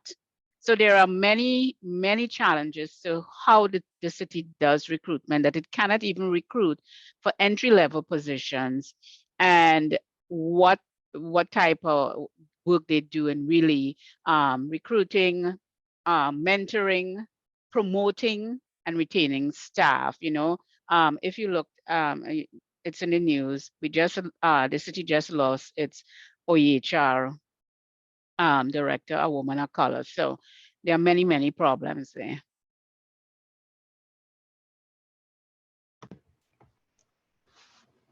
All right, go ahead. See, looks like Eric has their hand raised. Hi, I'm Eric Pacheco. I'm the Portland Water Bureau's Equity and Policy Manager. I just wanted to share some context or additional information. So right now, we actually just made an offer for a people operations manager position at the Water Bureau as a new position. And that position will be tasked with supporting us in developing diverse pipelines of candidates in the field. And so we've also completed our employee engagement survey last year, and a lot of the recommendations are coming into effect right now. We're actually in the midst of hiring 2 positions, one that will focus on internal communications and the other one that will focus on employee life cycle, professional development, capacity development. So there are things that you may not see reflected on the budget for next year because they're getting done right now. I just kind of took some time for us to get here. But I also wanted to highlight the fact that over the last several fiscal years, our Bureau, we actually put in place an equitable recruitment policy back in 2021. And since then, what we've seen is that the candidates, the pool of candidates that we're attracting is far more diverse than the city demographics themselves are, and so are the recruitments. And so while the diversity of the workforce, of course, if you have a population of 630 employees and you're only hiring a few employees throughout the course of the year, it's just going to take a long time to change that. And people of color are still underrepresented at many levels of the organization. And we know that because of systemic factors like access to education, wealth, income, and so on, we are competing against other departments, other cities for the most qualified people of color. And so I guess I'm not trying to make excuses, but I do think it's really important when you look at the history of the Water Bureau. Most of the way people make it to the top is by starting at the bottom. And I can't overstate the fact that about 50% of the recruits in our maintenance and construction department go on to serve not only just other positions in the Bureau, but also other positions in the city. And so we are working on diversifying management positions, but of course we are working with a smaller pool, kind of backdrop pool of candidates in the country, in the community. They exist, but we're competing with a lot of people for those folks. So my point being that a lot is being done, but this is a very difficult problem to tackle. Thanks so much for that additional context and information. Lorraine, we do need to move on. Can quick response or question, and then I think I need to give Robin a break, and we need to move on to next. Move topic. on, yeah. Yeah. So I just want to address some stuff that Eric raised, and I don't subscribe to the scarcity of candidates of color. I want to debunk that. You know, there are whole continents of candidates of color that can be hired, professionals in all range. There are whole countries like mine, where I come from. So I just want to debunk that, but I just want us to acknowledge that the city has struggled to recruit and retain people of color, and it goes in waves. And you know, it's a good effort that the Water Bureau is putting forward here, but I've heard too many times where it seems that we're always starting from zero. Oh, we're putting this plan, right? So it doesn't seem to be sustainable, and I think we need to acknowledge that. And I'm not pointing fingers at anyone. I just want to acknowledge what really is. So, and that's what I want to see. Excellent. Thank you. Thank you so much, Lorraine. I think we can, I see it typed in there. We're going to work that in. Good effort. Keep going. Keep working on it for sure. Robin, are you up with a comment? Yes, I have a comment. In Farshad's presentation with BES, they said that it was more cost effective to hire workers as staff rather than contracting them out. I was thinking that might be a good talking point to see if there are any positions in the Portland Water Bureau that could also be focusing on moving contract workers into city staff and possibly help some of the retention issue as well as cost. Okay, super. And once Amy's multitasking, once that's in there, let's roll down to climate, the small topic, climate resilience. Any additions or support for these any support for or additions to these recommendations on climate related things? And a little bit about seismic resilience as well. Let's see, Heather, please go ahead. Hi, it's Heather, voting member. In terms of the language that we have there, I think in order to stick to overall concepts and narrowing our focus to stick to the budget work, we just need to emphasize that climate change mitigation is an immediate need, just like seismic resilience is, and it wasn't mentioned in there. So yeah, that's what I just think that we need to highlight, that especially in terms of urban heat, that it is just as important as seismic resiliency.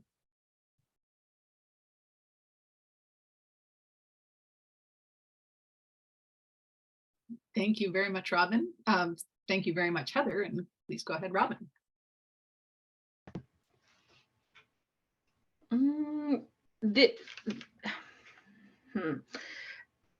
I guess this is more of a comment rather than a specific recommendation, which is that in Anthony, the person who spoke with us about the city budget office, in the read ahead that they sent, they shared us like what percentage of the budget is specifically sent for green infrastructure. And you, if you're able to bring that up quickly, if not, it basically shows that a lot of the green infrastructure has been very much focused now on stormwater management, to a point where it looked like the graph said about 80% of green infrastructure is stormwater management. I just want us to be mindful that I believe there was an audit in 2017 about green infrastructure, and that the bureaus were not adequately managing the bioswales, which are the little grassy areas on the side of the road that collect extra stormwater.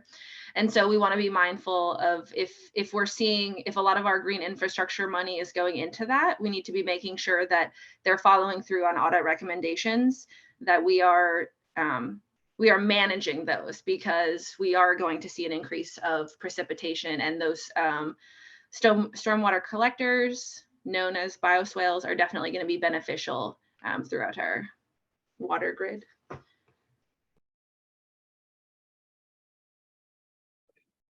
Technically, BES calls them green streets.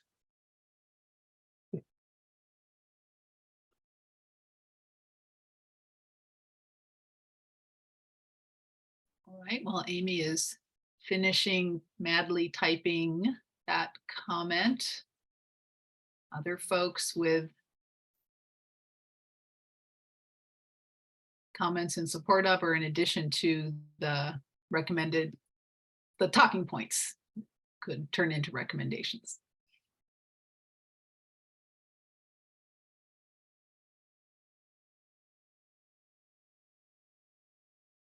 Okay. Well, let's let that sit then. Let's take a quick look at the green infrastructure, just because you just said that, Robin, the gray box there. Oh, pulled from our first letter. Yeah. Yeah, I think anything that we put in our first letter is fair game because we've already said it. So. Okay, very good. Let's start in the stopwatch again. Let's move on to engagement. So this is, again, what we already said in our first letter. And okay, yeah, so a recommendation to, we'd like more detail on the amount of new and existing resources that will be dedicated to helping prepare for a transition to charter, well, anyway, the city transition and future of work. So anything else people would like to see us say at the work session about Bureau's engagement with PUB and charter reform planning, shall we say?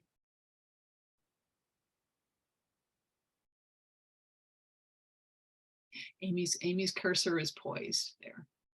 Tom, go ahead, please. Well, just something that struck me is that with the vote for a new governance, the people that voted for that are expecting the new the new governing elected people to help figure out how to manage and run the city. So I would suggest we caution the current administration and bureaus to not to go too far into thinking that they're going to change into something, which of course they're trying to do something better. But I think this change should be limited and allow the new people coming in to figure out how they want to govern. So in other words, using the analogy that Michael Jordan used in his letter to the employees, where he talked about trying to design an airplane while flying, something like that. I think that the vote suggests that the people don't want a new airplane. They want new pilots and others on the plane. They want new people running the plane, not necessarily a new plane. So Tom, can you sort of put that in sort of budget speak? I mean, what would be our specific recommendation this time? What do we want the bureaus, how do you want them to use the advice you're giving in their consideration of this year's budget and how they're spending their time? This may not be the best way to phrase it. We could fix it, but I would say advise the city not to spend too much money, time, and resources of the bureaus and council on and allow the new governing entity to shape the way the city's going to go based on shape period, I guess, the way the city's going to go, period, something like that. just something to say, don't get carried away, you guys. We've got 12 people that are going to be elected to who are going to want to help shape how this city is working. That's what struck me. It's I can't see us spending so much time and energy as I got the impression that there was going to be. These bureaus have lots of work to do just doing what they normally do. And for us to add, not us, but for somebody to decide, let's add more work for them, I don't understand why we would do that. Great, very clear. Thank you. Thanks, Tom. All right, let's see, Sarah. Yeah, please go ahead. Hey there, Sarah Messier, Portland Water Bureau staff again. I'm not, as a city staff, I'm not sure that I necessarily agree with what Tom was just saying. Like, yes, we're expanding city council, but it's also rearranging how the bureaus interact with each other, how we're organized, like, and that work has already started.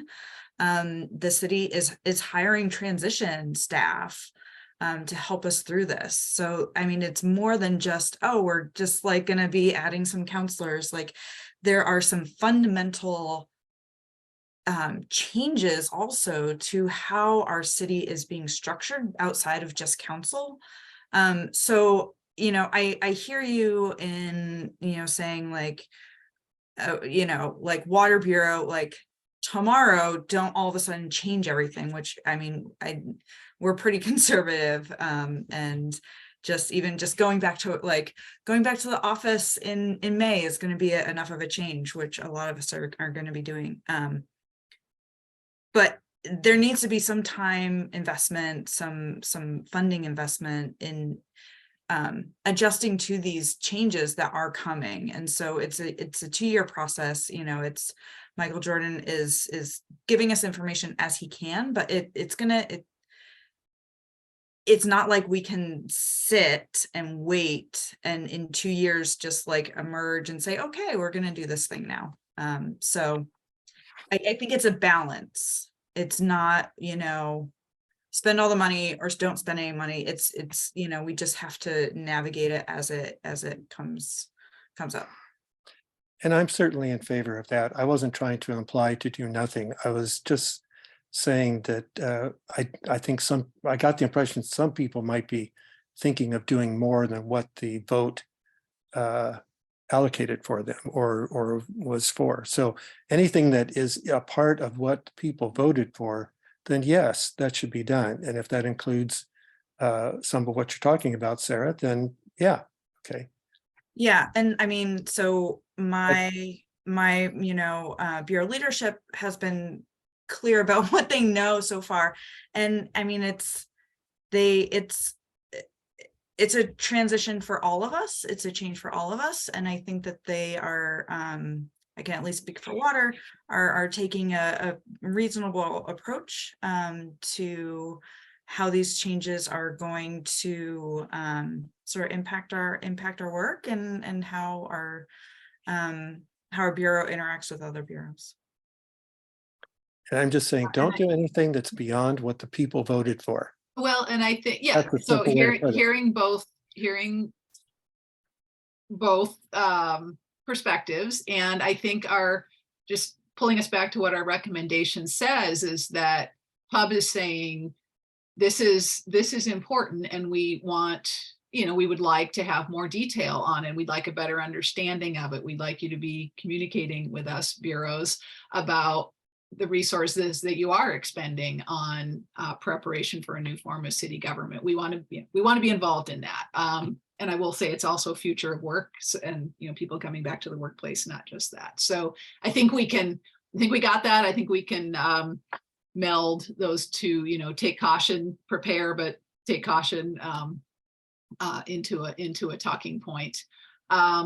We do need to move on, and I think we're pretty close, because lead hazard reduction may just be a reference to, again, stuff we've already said. But Robin, I see your hand, so something you want to say there before we move on? We're at 8 Yeah, minutes on this topic, just saying. Yeah, trying to remain goal oriented. Do we want to put a specific timeline in this to be like, we know that this is actively, constantly happening, government change, the transition, we're in it, we're in the mix of it, it's going to keep happening. Do we want to put like a timeline where we expect the bureaus to check in on us? Do we want like monthly updates? Do we want an update every 3 months? Kind of asking specifically, yeah, we want you to engage more, but this is the actual level that we want you to engage during this important transition. Are you talking about, I'm sorry, just clarifying question. Are you talking about specifically for lead or about all of them? No, I think we're still on charter transition to new form of city government. Oh, I see what you're saying. Yeah, the one question. Okay. Yeah, gosh, that's it. That is a good question. I don't have an answer. I'm sorry. I was just being clarity. Yeah, I think, yeah, Robin, my opinion on that is I don't think I mean, we have 5 minutes. We have 5 minutes. So I don't think we really need that level of specificity in our testimony. But we could think about maybe we do want some more specifics in our actual letter, right? When we're asking, we have a little bit more time and more space, right? The letter can be as long as we want it to, but so if it's okay with you, maybe we parking lot that and okay. Now, Julia. So no, that was, I don't have yeah. any, I was like, literally, I thought that was a question about the lead and I was just confused. But anyway, yeah, we can continue. Understandable. So lead hazard reduction, the recommendation is just, I mean, again, we made some pretty clear recommendations on continuing to, do inter-bureau work to continue to fund the lead hazard reduction program.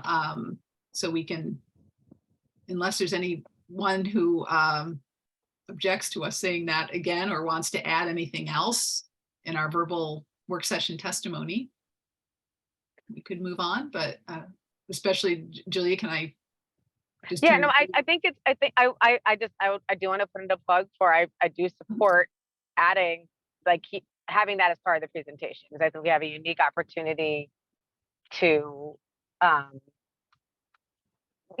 keep a really important program and possibly expand it, but it's not going to happen if we're not talking about it. So yeah, I just hope that we can all agree to keep that in there. I don't think the presentation, I don't know if we're going to have enough time in the presentation to get to the level of like kind of ask that I'm curious about like really actually asking the city to take some action. But as long as we're mentioning it in the 5-minute presentation, that makes me happy. Yeah, and I think we can look to the written letter to add some more specific, recommendations or ask for more specific information. Yeah, exactly. I mean, I think at some point there might be an opportunity and a request for like work grouping it essentially, right? Like actually really going deeper with it, but like this is not the place for that. This is the 5-minute overview. So I think we can do a better job in the letter of taking the space we need to outline our asks. Sorry if there's background noise. I'm in my car, guys. I apologize. Can hear you just fine. Okay, so our last big bucket is capital investments. And there's, excuse me, kind of 2 buckets. The first, 2 sub buckets. The first bucket is kind of the recommendations are around, these are the capital projects we see that look really important that we support. And the second bucket is more, these are capital projects that we have some questions about and suggest delaying. So I'm just going to be quiet and see who wants to speak to any of these recommendations.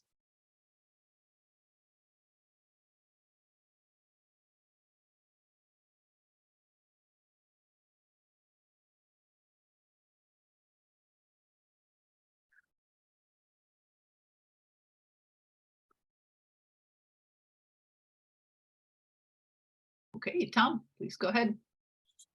Well, regarding the recommendations on the bottom about the delay in the 3 projects, which I can't see all of them on my screen. So the recommendation is to delay Tryon Creek, automated meters, and the Willamette Crossing, suggesting 3 years or whatever amount of time it takes for things to get back to some resemblance of normal. But the last item, number 4, is related a lot to what Farshad and the Water Bureau, but especially BES talk about with regard to needing money to fix the system. The system actually is 2,500 miles of pipe. 1/3 of it, I got this off the website. Anyway, without getting into all the detail of it, it's at the current method of doing this kind of work, we're never going to get it done. We need a new way to finance this kind of repair on the system. So whether we do 10, we're doing 10 years this year. So let's cut it back a little bit, not 10 years, we're doing 10 miles. Let's cut it back and do 8 or 9 miles and save some money, try and get and look at a new way of financing. So, and then these other projects like the Tryon Creek project, I still, for the life of me, cannot figure out why we want to sell a multi-million-dollar property to Lake Oswego for $1. That still does not make any sense. And of course, Lake Oswego is willing to buy a piece of property for $1. So it's got to be worth. It's got to be worth something in there that just doesn't make sense for us as ratepayers. I wouldn't be surprised it's $10 or $20 million worth of land that we're selling for $1. And we've already made good, it's not to be against the project, it's just the conditions for Portland do not appear to be equitable for us as a city. Lake Oswego seems to be in a win-win situation. Hey, thanks, Tom. Thank you. We have your comments on the record from previously, but thank you. Thank you. So Chris and then Robin. Well, I would just like to say I disagree with Tom. We keep on deferring maintenance in BES, and this is why we are where we are. We can't keep kicking the can down the road. It's only going to cost us more. Nothing gets cheaper in the future. Everything is going to cost us more. If we defer any of this, it's just going to cost us more next year. Either we bite the bullet now, where I understand that we're not happy with the price, but it's not going to get cheaper next year. So I definitely disagree with the idea of deferring any of this, because that's where we are now. I think if you can look at the reality, Chris. Hey, Tom, we've got we're going to keep. 2,500. We're not going to do rebuttals right now. We're going to get everybody's thoughts on this out on the table. And I'm going to ask if we can extend the meeting for 10 minutes so we can finish up capital projects and then decide. Actually, I have a request to go back to the rate topic. There's one more comment that someone wants to get on the record in the rates. And then we need to decide who's going to make verbal testimony and who's going to refine all these recommendations. Robin and then Sarah. Yeah, my comment for the capital projects and investments. I don't necessarily agree with pausing all of those like last 4 that we were mentioning pausing, but it feels like the AMI is being described in a way that it's not quite the same as like a pipe is about to burst. It feels like, yes, we want to be making it so that the water bills are monthly rather than quarterly, but that it doesn't feel like it's necessary if the bills are essentially kind of going to mostly stay the same.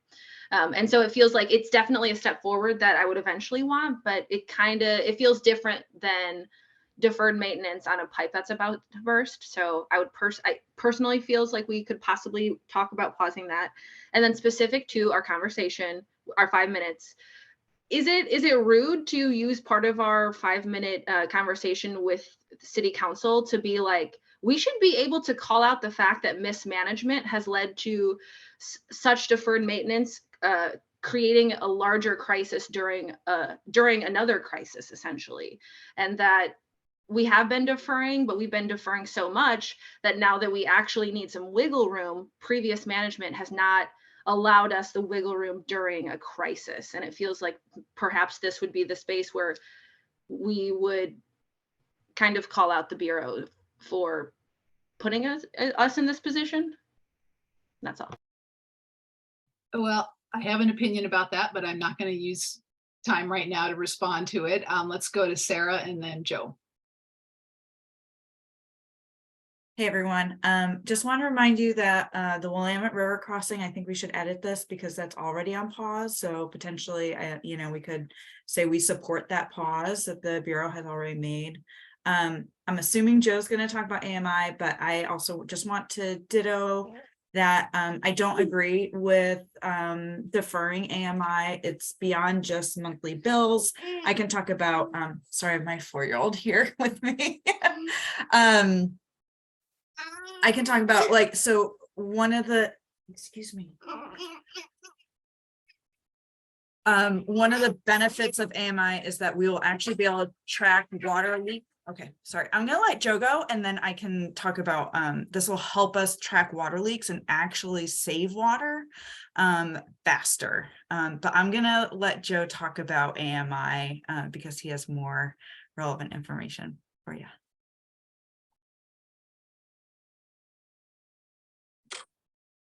I'll just go ahead and jump in. Joe Spada, ex officio Water Bureau staff. I'll go in a quick deep dive of this. Basically, what Sarah was referring to is with AMI, we bill monthly.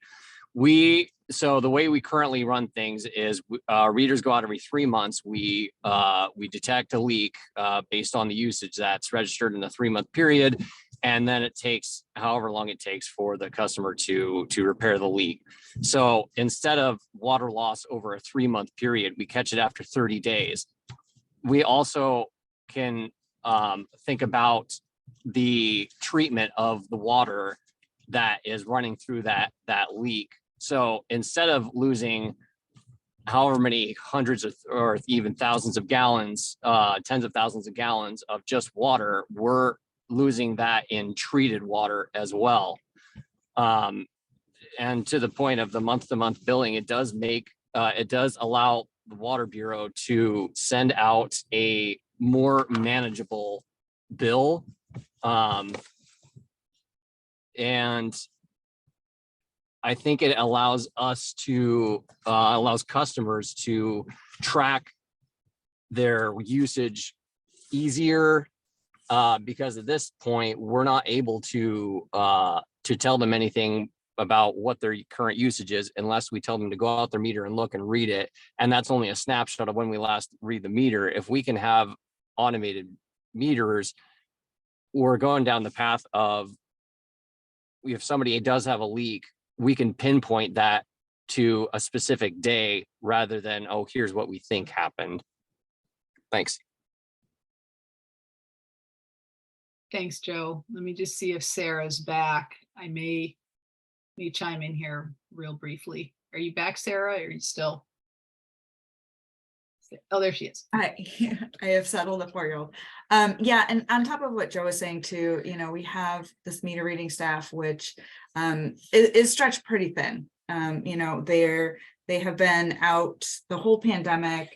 They're part of our critical infrastructure here, and it's been a challenge for them. And so, if we're able to, change how we read meters, make it more efficient, and improve how we're providing the service to our customers and our community, that helps our workforce as well. And it provides, maybe a better workforce environment for some of our staff who are doing some of the hardest work, I think, in our Bureau. They're walking miles and miles and miles each day. So thank you. Okay.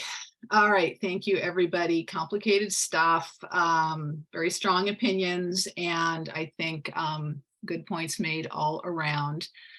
I would just like to chime in wearing not my co-chair hat, but my member hat, and saying that I also do not support a specific recommendation on delaying specific projects.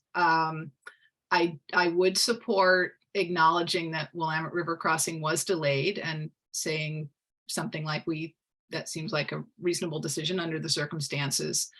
But I am not comfortable, again, with an explicit recommendation to either sort of second guess what repairs are necessary and what aren't, or to delay either Tryon Creek or automated meter infrastructure, because I'm just not convinced that delaying costs in this 23-24 budget, A, is going to have any effect on the rate increase, or B, is really going to in the long term be saving money. So those are my concerns with, and I did want to respond, Robin, to your thoughts about citing, mismanagement, and I would not recommend that we do that. I don't think that's fair, and I just don't think pinning the deferred maintenance on mismanagement is fair, because a lot of the deferred maintenance was implementing the big pipe project over the past 20 years. And, again, that wasn't something that was optional. So, I hear your concern, but I wouldn't recommend that we do that. Right. I'm going to ask for 5 more minutes for an extension. Hoping I can keep a quorum here. And Lorraine, please go ahead. Hi, thanks, Karen. On reflection with regard to the information with regard to the new city structure, I just wanted to add to that comment. Not there. The other section with regard to Portland. I'm sorry, let me just say it.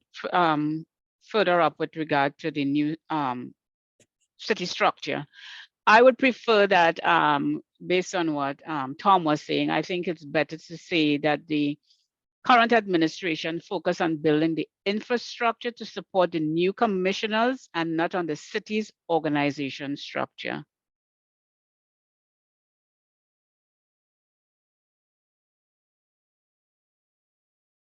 And it goes up into the other section.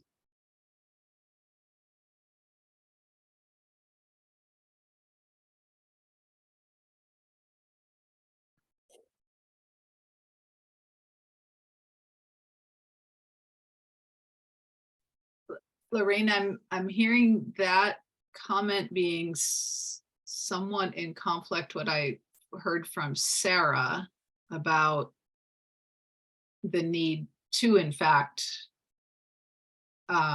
address Bureau organizational infrastructure. So I'm not quite sure how to resolve. The reason why I'm saying that is because the new structure that they're going to will have a city manager. And I think if decisions that are being made that the city manager will be expected to make, I don't think that should happen in this administration with regard to hiring a city manager and all that stuff. So that's why I want to say that the focus should be on creating the structure to support the new city commissioners, that there would be more, they will need staffing, they will need all these different things, focus on that. And then as what Tom said, let them come in and decide, hey, let's hire a city manager, or there'll be somebody interim or whatever. That's what I wanted to suggest. Okay, let's sit with that for a second. I see your hand, Bob, and I also want to go to Teresa with a comment back up in the rate structure. And then I do think we need to make a decision what we want to do next, whether we want to call it good or whether we want to keep meeting till 6 o'clock. So Bob and then Teresa, and we'll come back to wherever we are. I guess just following up on the discussion around the transition in city government. I mean, the reality is that they are looking at bureau realignment right now. I mean, that's already underway. And They're looking at moving pieces of BES into parks and so on and so forth. And then perhaps even consolidation of all the bureaus into a public works department. So the reality is it's happening.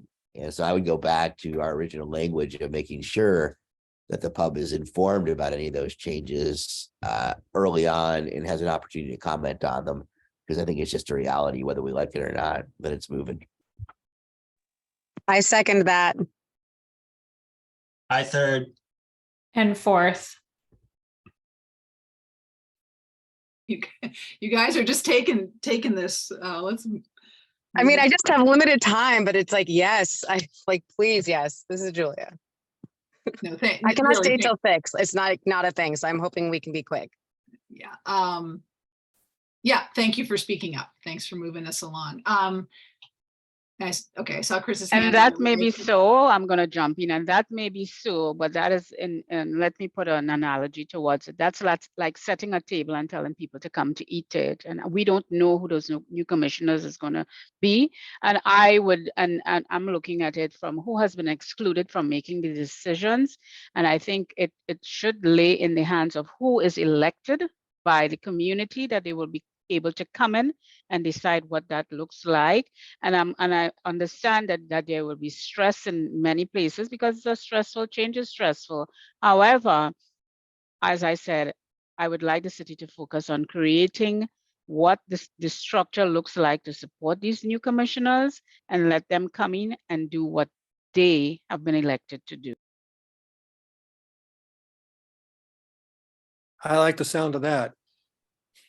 So we may, see your hand, Julia. I still want to go back to Teresa in a second here, but this may be something we just don't come to an agreement on today, and that's fine. You know, if we don't, we can either take a vote and just go with majority, or we can say, you know, we want to reach consensus and we can't on this recommendation, so we're just leaving it out. You know, we don't have to resolve everything and come to agreement on everything today. We just have to agree on what we want to say in our talking points to the city on March 16th. So is Teresa still with us? Yes. Yes. So Teresa, and then please get your comment in, and then I'll go back to you, Julia. I just want to clarify that, and during the beginning of the rate increase part, the intention of making that recommendation is that the rate of rate increase is what will be tiered. It's not that a whole new tiered situation. But for now, since the rate is already going to increase, the people who are using more water can have a higher rate of increase. So yeah, I don't know if I made that clear, but it seems like some people were sort of thinking in a different way, and that's not what I wanted to suggest. Thank you.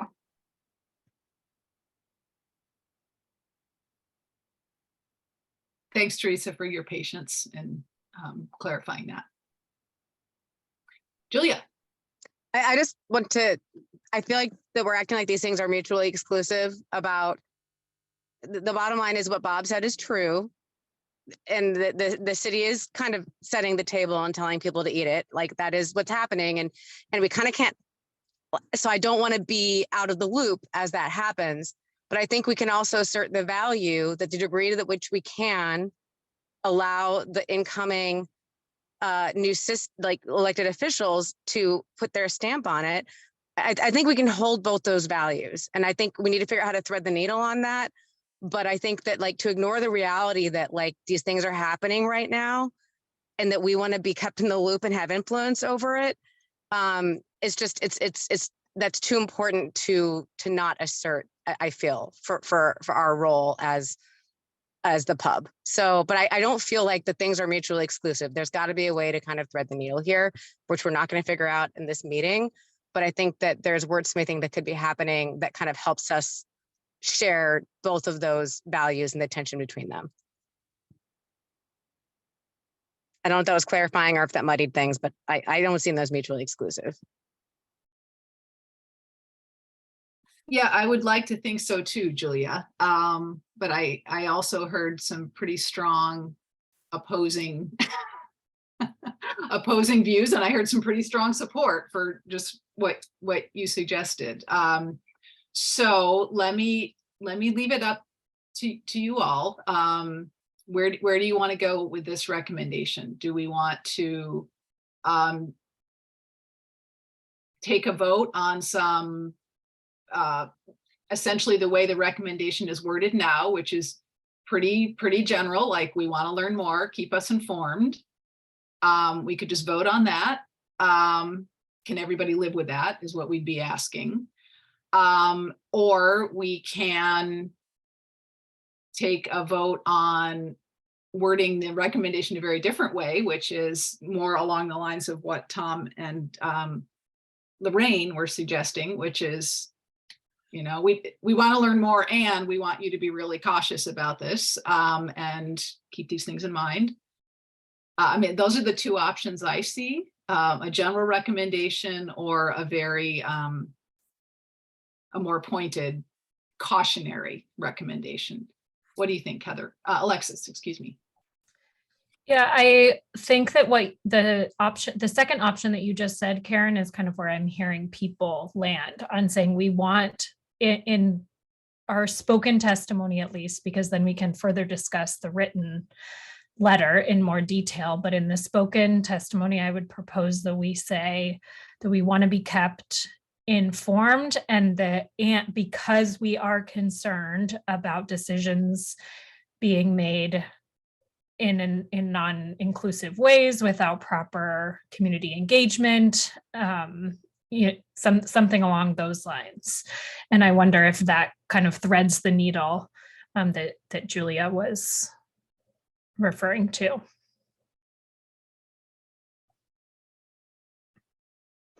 What do you think, Lorraine? Does that thread the needle? Or is that, what do you think about that kind of a general recommendation? We want to learn more, keep us informed, and maybe be more specific in our recommendations in the written letter, perhaps? I can understand why people are saying, hey, keep us informed because this is happening. However, I just want to be clear that not because something is being bulldozed through means that we need to thread the needle on it, right? So if injustice is happening and somebody is bulldozing it through, would we thread the needle? So when you look at it from, and I'm going to say this, an equity lens, and for the values that we stand for as a board, how do we practice it in a state like this when we are saying, oh, this people of Portland voted for a new form of government, and the conversations behind this whole new form of government was creating representation, right? And when we start talking about representation, we're talking about who the people vote to bring in, right? So let me give you my perspective on this process. And I'm not saying it's the right or the wrong process, right?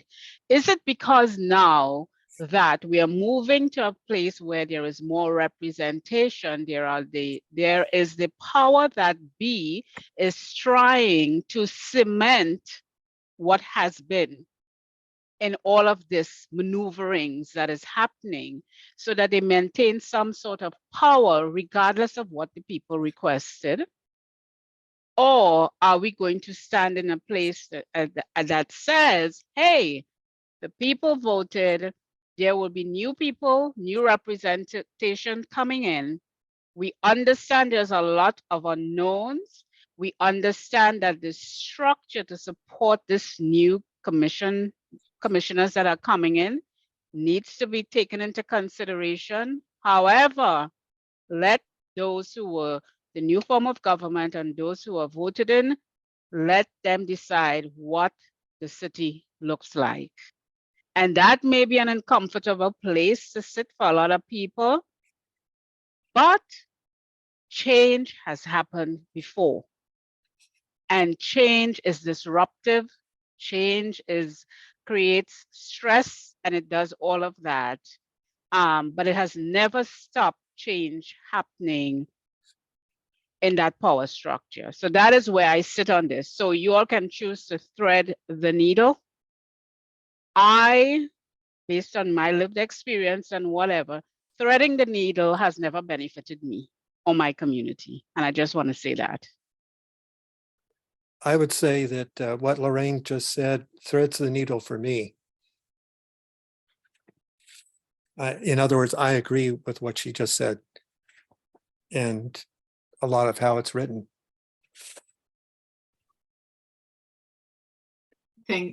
Yes, I want to say, I want to apologize for using that analogy, which was inappropriate and I believe hurtful.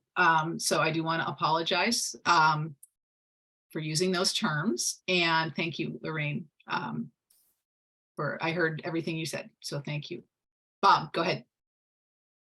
I would just say that if the pub feels strongly that major changes should not occur prior to the transition in council, then the place to put that is not in the budget letter. The place to put that is in a direct letter to council, because council passed a resolution a month ago, putting the gears in motion. We're in the process now, and it's happening very quietly, and it's happening without pub oversight or other community oversight boards really participating. And so I would just suggest, if we feel strongly about this, we can put it in this letter, but it's a direct letter to council objecting to what they're doing. If you want to get attention, it's not point number 7 in our letter on the budget. Well, I agree with that too. That sounds way more right to me for what it is we're trying to do here. That is exactly the way to do this. Okay.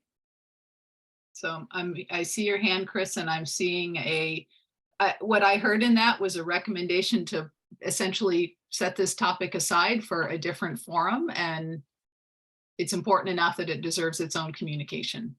I heard that we should do both. So I guess I guess we heard different things.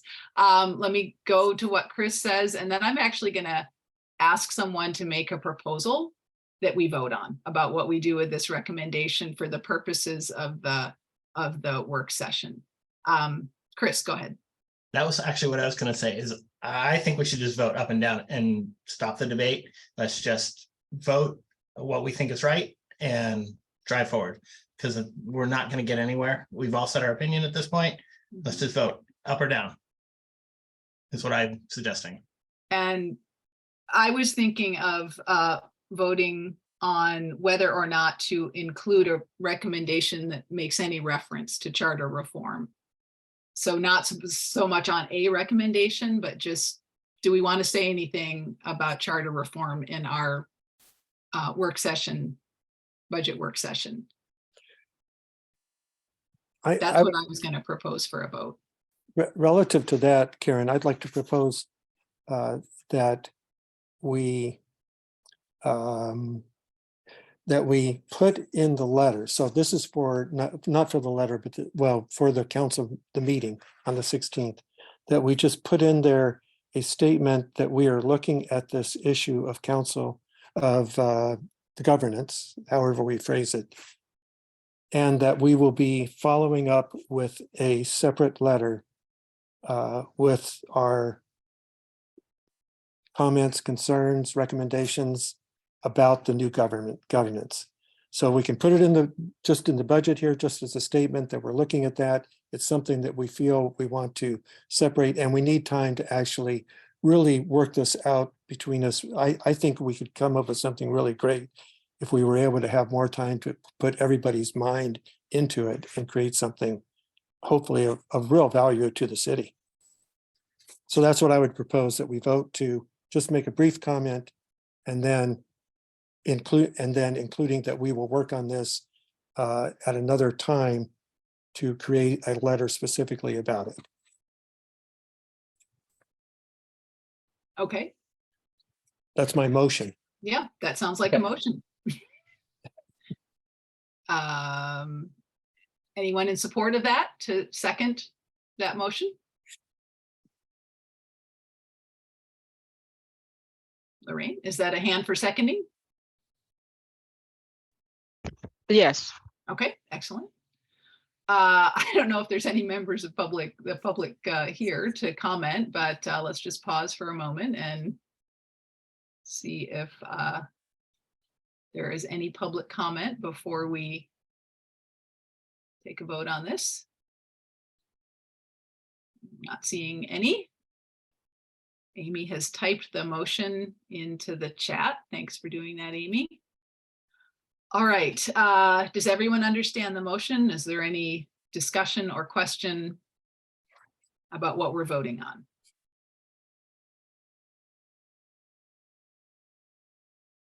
All right. Seeing none, I'm gonna hold my vote till the end. So let's go to, I think, Robin, you're next in line. Yeah, I would agree with the motion. Yes. We have lost, we still have quorum, but I think we lost someone.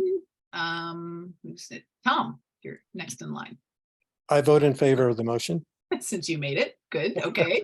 Bob. Yes.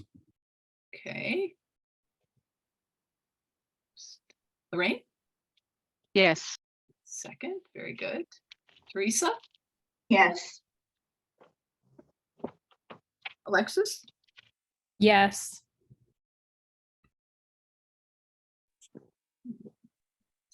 Julia? Yes. Did we lose number 9? I think we might have lost someone. Yes, Chris. Chris, where did you go, Chris? On my screen, you don't have a 9. Okay. And Chair Karen Williams, I'll vote yes. Okay. Thank you guys for working through that. Back to capital projects. What do you all want to do about that? Back to the specific recommendations. We have, I think, some significant disagreement there. Do we want to approach that in the same way?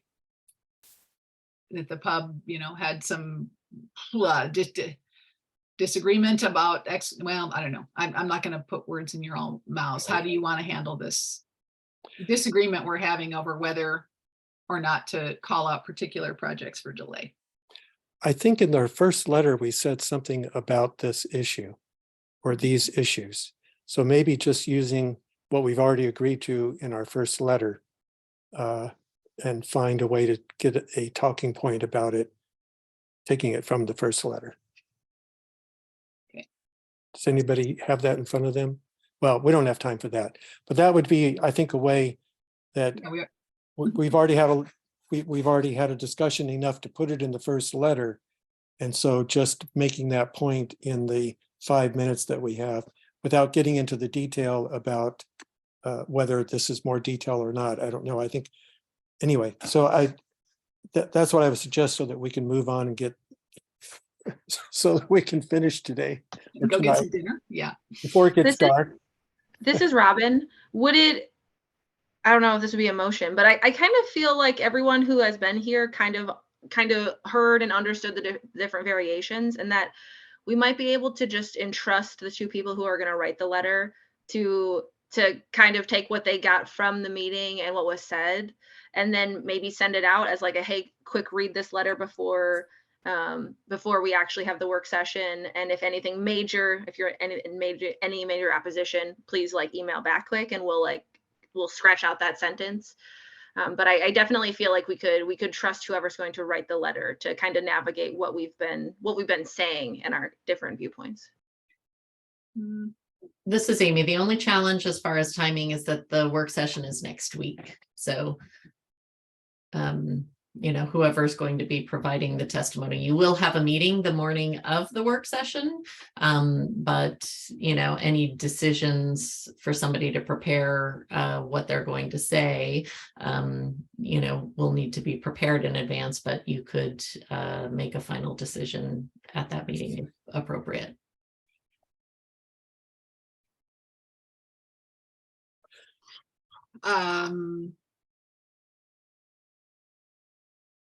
Yeah. So we've got proposal to for the talking points to pull something from what we've already said, which was the first letter. And we have sort of, yeah, and we have another proposal to maybe let a couple more folks work on it and test it out at our March 16th meeting before we go into the work session. I don't know. I mean, I see a yes and a no. I mean, I'm seeing pretty strong divergence of opinion on what to do with this. So I wouldn't necessarily trust somebody to marry these two things. I shouldn't say I wouldn't trust. I don't think I would ask someone to try and marry to what I'm seeing pretty different opinions about this. So that's my 2 cents on that. Chris, what do you got? Just a quick question. When is our work session next week? So I don't see it on my calendar. Yeah, it's the afternoon of the 16th, and I don't know that we actually got a time, but sometime between 2 and 5. That's correct. I don't have a specific time of when pub testimony will be, but that's when all of Public Works will be, is 2 to 5. Okay. So I would guess pub testimony would probably be later in that time frame, after some bureau presentations. And are we doing that via Zoom, or are we going to City Hall, or what are we doing? Sorry. Well, I'm presuming it's via Zoom. We haven't decided what we're doing, like who's going to be delivering that testimony. That comes next. Okay, sorry. But yeah, what is that? What have you got in response to that, Chris? Or were those just your questions? Those are just my questions, because I was like, Yeah. oh crap, I don't have it on my calendar. So Yeah, I want to make sure I'm speaking correctly. Yeah. Okay. So I am leaning, my recommendation to you all is that we do what Tom said, that we pull essentially the talking points from our first letter, because that's already on the record, and leave it at that.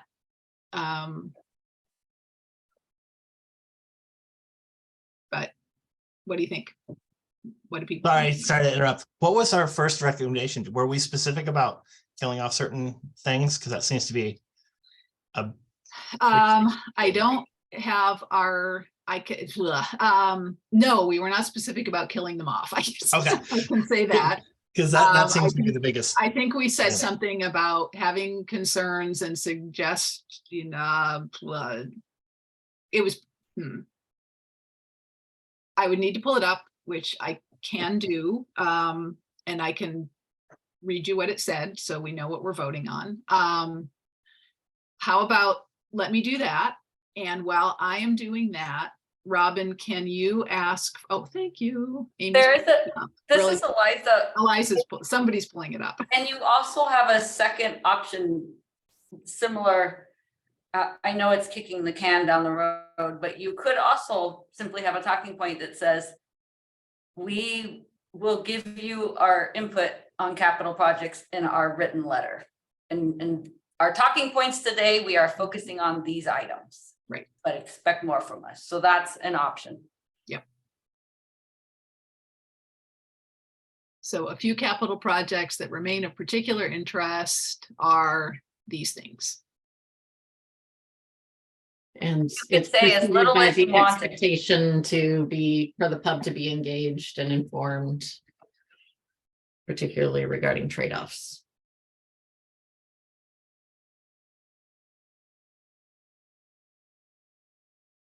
Okay, so how about, in the interest of coming to a decision, so that our talking points at the work session be modeled on what we stated in this budget letter that we're looking at now, and that we say we'll have more details in our written letter.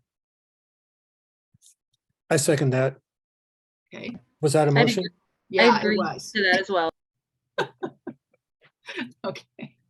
Is there any public comment on that? I can't imagine there would be, but right. So if people, let's Quick question. Is it I'm going to important? give Amy, I'm just going to ask Amy if you can take my muddled words of that motion and maybe type them in the chat while Robin goes. Yeah. I was just gonna say, some of these things feel like we don't necessarily, like it would be more beneficial to do like a vote by acclamation where it's like just anyone that disagrees, shout out quick, rather than individually going one by one. That might help us currently. Yeah, it could speed us along for a minute or two. All right, thanks, Amy. So the motion that verbal testimony include a statement that we are looking, oh no, sorry, that's the governance issue one. I'm sorry, Karen. I was You're doing too much. responding to other things at the same time, so I did not catch the exact wording that you had. I wonder, was thinking that maybe Eliza had. I can do that. I think. No, I can't because I'm not. I didn't either because I was doing something else too. If you repeat your proposal, I'll type it in now. The proposal was to, in the verbal testimony, model our talking points on the first budget letter.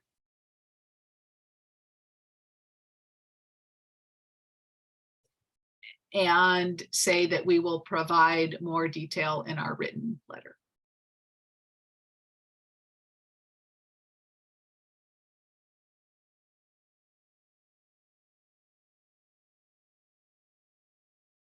Okay, thank you.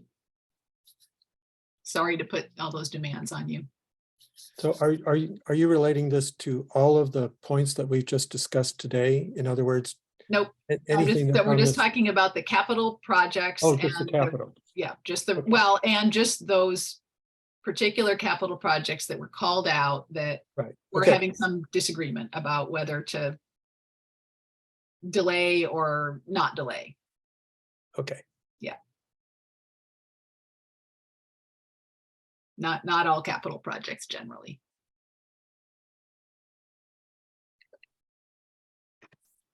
Yeah, because we didn't have the one of the most contentious items, which is the repair and replace the pipes and stuff. That was not in the first letter. So that would not be. That's correct. In this. Yeah. Right. Right. Okay. So I second it. Okay. All right. So in the interest of Robin's suggestion, checking again to see if there's any public comment, but how about we just all unmute and say aye if you support that proposal? Aye. Aye. Aye. Aye. And is there any opposition to that proposal? Okay, hearing none. Thank you, everyone. That post passes. Last decision, two decisions we have. We need up to 2 volunteers to work all this lovely stuff that Amy has been furiously typing into 5 minutes of testimony. We need 1 or 2 people to do that. And we need as many people as would like, but maybe 4 folks who would like to deliver that testimony on March 16th, sometime between 2 and 5. And we'll get more specific when we can. And I did get a little bit more specifics just for those who might have conflicts. So it looks like the presentations for BES starts at 2:50, Water Bureau at 3:40 to 4:20. So pub recommendations would be at 4:20. So they have 4:20 to 4:35 set aside for pub, and then it would be optional time after that for questions. Okay. Excellent. Well, that's really super helpful for getting volunteers. If we have a This is Robin. I can volunteer to help write the letter, and I am available during the work session. I have that entire day off, and so I'm possibly able to actually speak, but I think I'd be more interested in helping write the letter. Okay.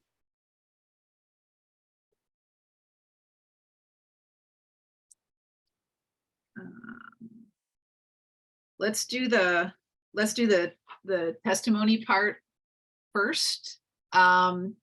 Is there anyone else that would like to help deliver the testimony and would be available at about 4:30 or 4:20 on next Thursday?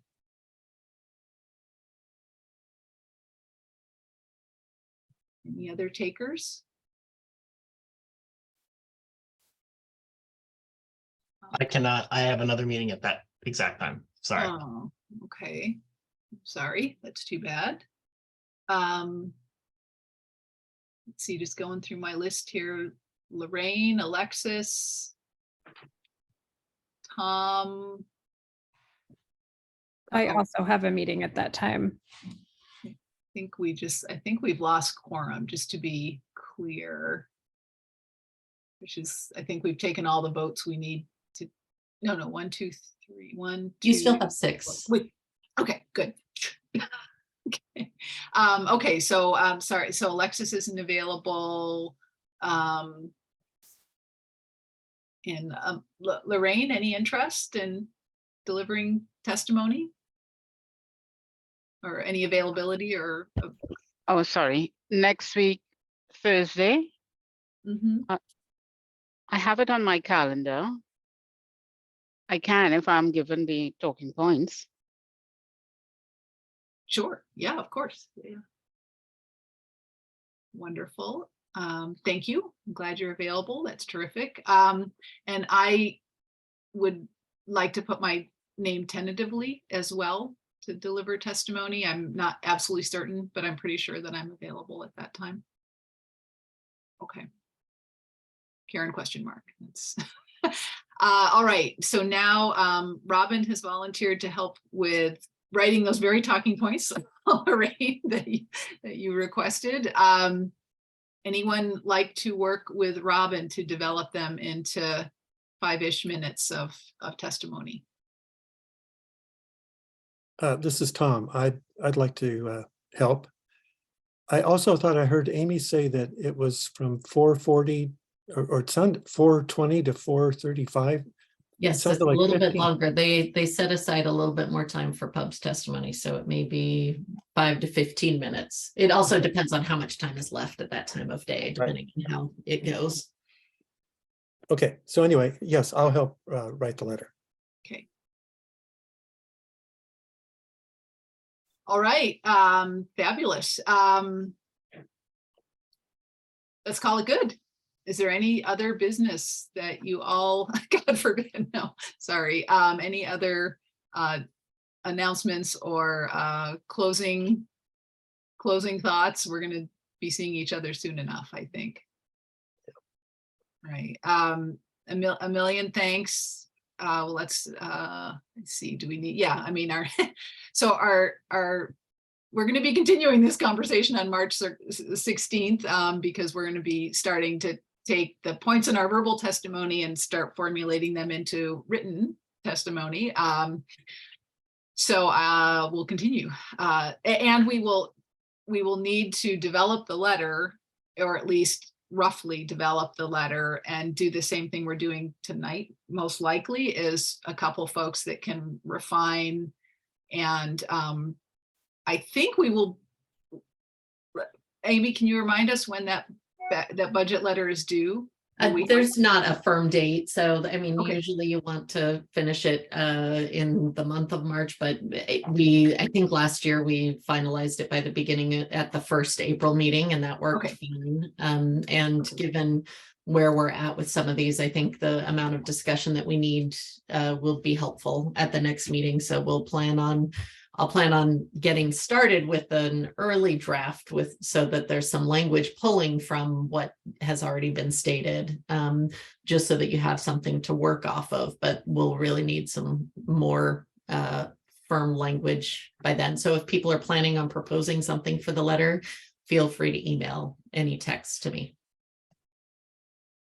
All right, that's good. So we don't have to make have a final by March 16th or soon after that. That's great. Just a reminder that the next pub meeting is just next Thursday. So as is the work session. So it's a lot in the next week. So stay strong. Yeah, you too. And that goes to everybody. Thanks so much for your engagement. Let's call the meeting adjourned. 45 minutes over, could have been worse. And we will see you next Thursday at 11.